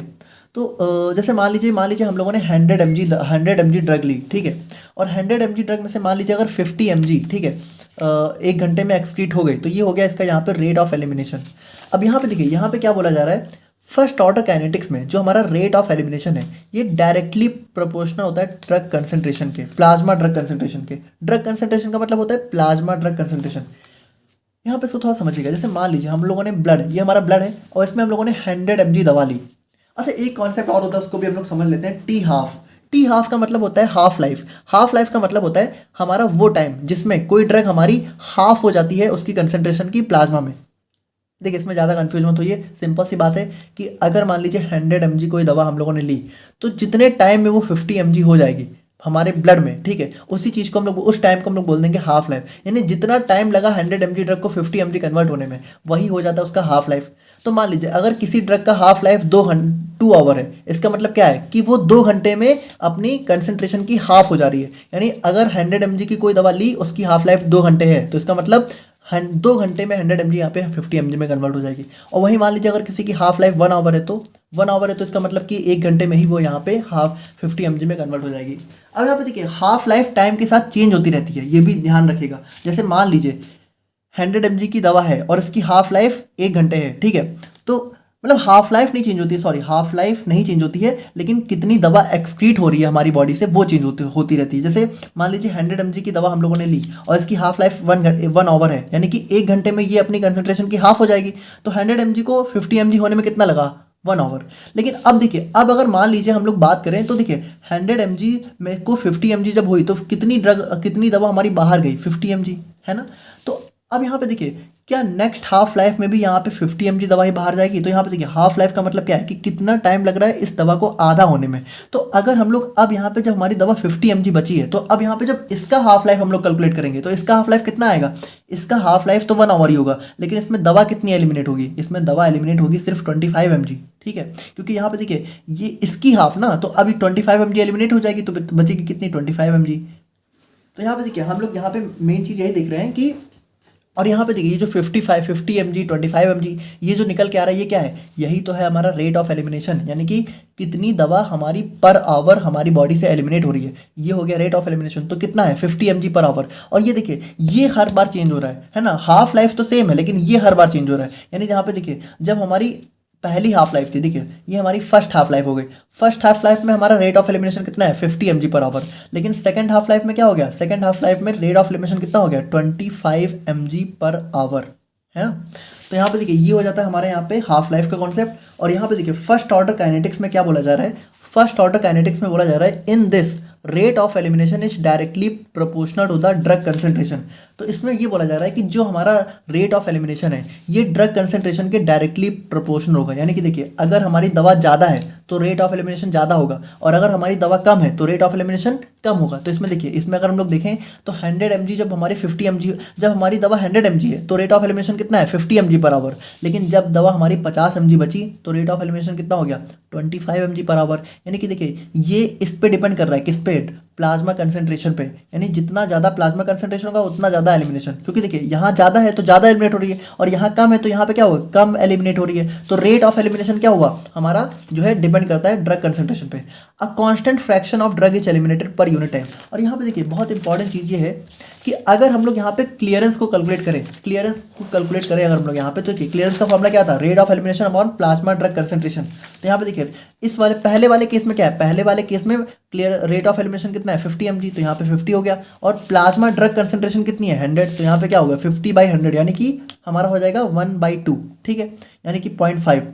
और यहाँ पे देखिए अगर हम लोग यहाँ पे दूसरे वाले केस में कैलकुलेट करें तो यहाँ पे देखिए दूसरे वाले कैलकुलेट में केस में रेट ऑफ एलिमिनेशन कितना 25 mg, तो यहाँ पे 25 हो गया। और प्लाज्मा कंसंट्रेशन कितनी, अब हमारी 100 थोड़ी है, हमारा 50 बचा हुआ है, तो ये हमारा नीचे 50 आ गया। तो इसको भी हम लोग अगर हम लोग यहाँ पे डिवाइड करेंगे तो कितना आएगा 1/2, यानी कि देखिए रेट क्लियरेंस यहाँ पे क्या है, क्लियरेंस यहाँ पे कॉन्स्टेंट है ना, क्लियरेंस चेंज नहीं हो रहा है टाइम के साथ। तो फर्स्ट ऑर्डर काइनेटिक्स में हमारा क्लियरेंस जो है कॉन्स्टेंट हमें देखने को मिलता है। As drug concentration decreases elimination rate also decreases, तो यहाँ पे देखिए वही चीज़ तो लिखी हुई है कि जैसे जैसे ड्रग की कंसंट्रेशन कम होगी हमारा क्लियरेंस भी, रेट ऑफ एलिमिनेशन भी कम होता जाएगा। Most drug follow first order kinetics, और देखिए जितनी भी ड्रग होती हैं तो 90% ड्रग हमारी, 90% नहीं बल्कि उससे भी ज़्यादा ड्रग हमारी फर्स्ट ऑर्डर काइनेटिक्स को ही फॉलो करती हैं। और एक हमारा हो जाता है जीरो ऑर्डर काइनेटिक्स। यहाँ पे देखिए क्या होता है, यहाँ पे जो हमारा रेट ऑफ एलिमिनेशन है ना, ये हमारा हो जाता है कांस्टेंट, यानी यहाँ पे देखिए रेट ऑफ एलिमिनेशन हमारा ड्रग कंसंट्रेशन पे डिपेंड नहीं करेगा। जैसे यहाँ पे क्या हो रहा था, अगर 100 mg था तो रेट ऑफ एलिमिनेशन कितना था 50 mg, और अगर 50 mg था तो रेट ऑफ एलिमिनेशन कितना था 25 mg। लेकिन यहाँ पे जीरो ऑर्डर में क्या होता है, रेट ऑफ एलिमिनेशन हमारा कांस्टेंट होता है। यानी देखिए अगर मान लीजिए कोई ड्रग हमारी 100 mg है और अगर ये जीरो ऑर्डर काइनेटिक को फॉलो कर रही है तो इसका रेट ऑफ एलिमिनेशन मान लेते हैं अगर हमारा 20 mg है, तो हर घंटे जो हमारी ड्रग है वो 20 mg ही एलिमिनेट होगी, चाहे ड्रग हमारी कितनी भी हो। जैसे 100 mg है तब भी 20 mg एलिमिनेट होगी, तो एक घंटे बाद कितनी बचेगी 80, है ना। और 80 है, 80 के बाद भी हर घंटे कितनी, एक घंटे में 20 mg, ठीक है, तो बची कितनी 60। अब 60 है, इसके बावजूद भी हमारी ड्रग कितनी 20 mg ही एलिमिनेट होगी। यानी चाहे ड्रग की कंसंट्रेशन हमारे 100 mg हो, चाहे 80 mg हो, चाहे 60 mg हो, हमारा रेट ऑफ एलिमिनेशन हमारा कांस्टेंट ही रहे, 20 mg पर आवर ही रहेगा, ये ना बढ़ेगा ना घटेगा। जबकि हम लोगों ने फर्स्ट ऑर्डर में क्या देखा कि जब हमारी ड्रग 100 mg थी तो रेट ऑफ एलिमिनेशन 50 mg था, जबकि जब हमारी 50 mg बची तो रेट ऑफ एलिमिनेशन 25 mg, यानी कि कम होता जा रहा है टाइम, जैसे जैसे ये कम हो रहा है वैसे वैसे ये भी कम हो रहा है। लेकिन यहाँ पे देखिए यहाँ पे ये तो कम हो रहा है लेकिन ये कम नहीं हो रहा है, ये कांस्टेंट है। और यहाँ पे देखिए यहाँ पे हाफ लाइफ भी अगर हम लोग कैलकुलेट करें तो यहाँ पे हाफ लाइफ कितनी हो जाएगी भाई, हाफ लाइफ क्या होता है, हाफ लाइफ मतलब कि एक ड्रग अपना आधा होने में जितना टाइम लगाती है। तो यहाँ पे देखिए 100 mg को 60 mg होने में कितना 2 घंटे लगे और 40 mg होने में 3 घंटे, तो 40 और 60 के बीच में कितना आ जाएगा 50, तो 50 mg होने में कितना टाइम लगेगा। तो देखिए 2 घंटे ये और 1 घंटे में से आधा घंटे मान लेते हैं, ठीक है। तो अगर 60 से 40 जो है 2 घंटे में हो रही है तो 60 से 40 अगर 1 घंटे में हो रही है तो 60 से 50 कितने देर में होगी 30 मिनट में। तो यहाँ पे हाफ लाइफ कितनी आ जाएगी 2 आवर 30 मिनट, ठीक है, यानी 2.5 घंटे इसकी हाफ लाइफ हो जाएगी। तो हाफ लाइफ से आप लोग कंफ्यूज मत होइएगा, हाफ लाइफ अलग चीज़ है और रेट ऑफ एलिमिनेशन हमारी अलग चीज़ है। और हाफ लाइफ की फाइनली हम लोग बात करें तो हाफ लाइफ देखिए क्या होता है, half life of a drug is a time required for its plasma concentration to reduce by 50%। और देखिए इसका एक फॉर्मूला भी होता है, तो ये चीज़ आप लोग देख लीजिएगा। इसमें टी हाफ हमारा हाफ लाइफ हो गया, 0.693 हमारा कांस्टेंट होता है, और ये देखिए कांस्टेंट होता है, बेसिकली ये होता क्या है हमारा 2 का लॉग होता है, और वी डी हमारा हो जाता है वॉल्यूम ऑफ डिस्ट्रीब्यूशन जिसको हम लोगों ने डिस्ट्रीब्यूशन में देखा, और सी एल हमारा क्लियरेंस हो जाता है। तो इसको कैलकुलेट करके आप लोग हाफ लाइफ निकाल सकते हो किसी ड्रग की। बाकी मैंने आप लोग को बता ही दिया हाफ लाइफ क्या होता है, कोई भी ड्रग हमारी जब अपनी कंसंट्रेशन की हाफ हो जाती है उसको हम लोग हाफ लाइफ बोलते हैं। और यही था हमारे यहाँ पे कंप्लीट फार्माकोकाइनेटिक्स। और यहाँ पे देखिए अब आप लोग के लिए यहाँ पे जो है कुछ क्वेश्चंस हैं, तो इनका आप लोग को आंसर देना है। सबसे पहला क्वेश्चन हमारा आ जाता है ऑल और लोकल रूट, यानी कि देखिए ये सभी हमारे लोकल रूट हैं एक्सेप्ट, यानी कि देखिए इसमें से सारे के सारे लोकल रूट हैं लेकिन कोई एक है जो कि लोकल नहीं है, तो कौन सा लोकल नहीं है वो आप लोगों को कमेंट करके बताना है। सेकंड हमारा आ जाता है insulin is given by which route of administration. तो इंसुलिन को हम लोग यहाँ पे देखिए, अब ये बेसिकली पिछली बार भी हम लोगों ने पूछा ही था, तो इसको भी आप लोग देख लीजिएगा, ठीक है। और बाकी थर्ड क्वेश्चन हमारा आ जाता है majority of drugs cross biological membrane primary by. तो ज़्यादातर ड्रग हमारे किस प्रोसेस के थ्रू ड्रग को हमारे बायोलॉजिकल मेम्ब्रेन को क्रॉस करती हैं, तो इसमें भी आप लोग कमेंट करके बताइएगा। और फोर्थ क्वेश्चन है drugs with high plasma protein binding. तो अगर कोई ड्रग हमारी प्लाज्मा प्रोटीन के साथ हाईली बाइंड हो रही है तो उसका क्या होगा, उसका ड्यूरेशन ऑफ एक्शन शॉर्ट होगा कि लॉन्ग होगा कि क्या होगा, ये चीज़ आप लोगों को मुझे बतानी है, या फिर ऑल ऑफ दी अबव, ठीक है। और अगर फिफ्थ क्वेश्चन की बात करें तो which of the following is not an example of phase 1। तो हम लोगों ने देखा कि मेटाबॉलिज्म के 2 फेज थे, फेज 1 फेज 2, तो इनमें से कौन सा ऐसी रिएक्शन है जो कि फेज 1 का पार्ट नहीं है, तो वो चीज़ आप लोगों को मुझे कमेंट करके बतानी है। ये सारे क्वेश्चन का आंसर आप लोग दीजिए, ठीक है। बाकी कैसा लगा आप लोग को वीडियो आप लोग मुझे कमेंट करके बताइएगा। मिलते हैं नेक्स्ट वीडियो में, तब तक के लिए थैंक यू सो मच।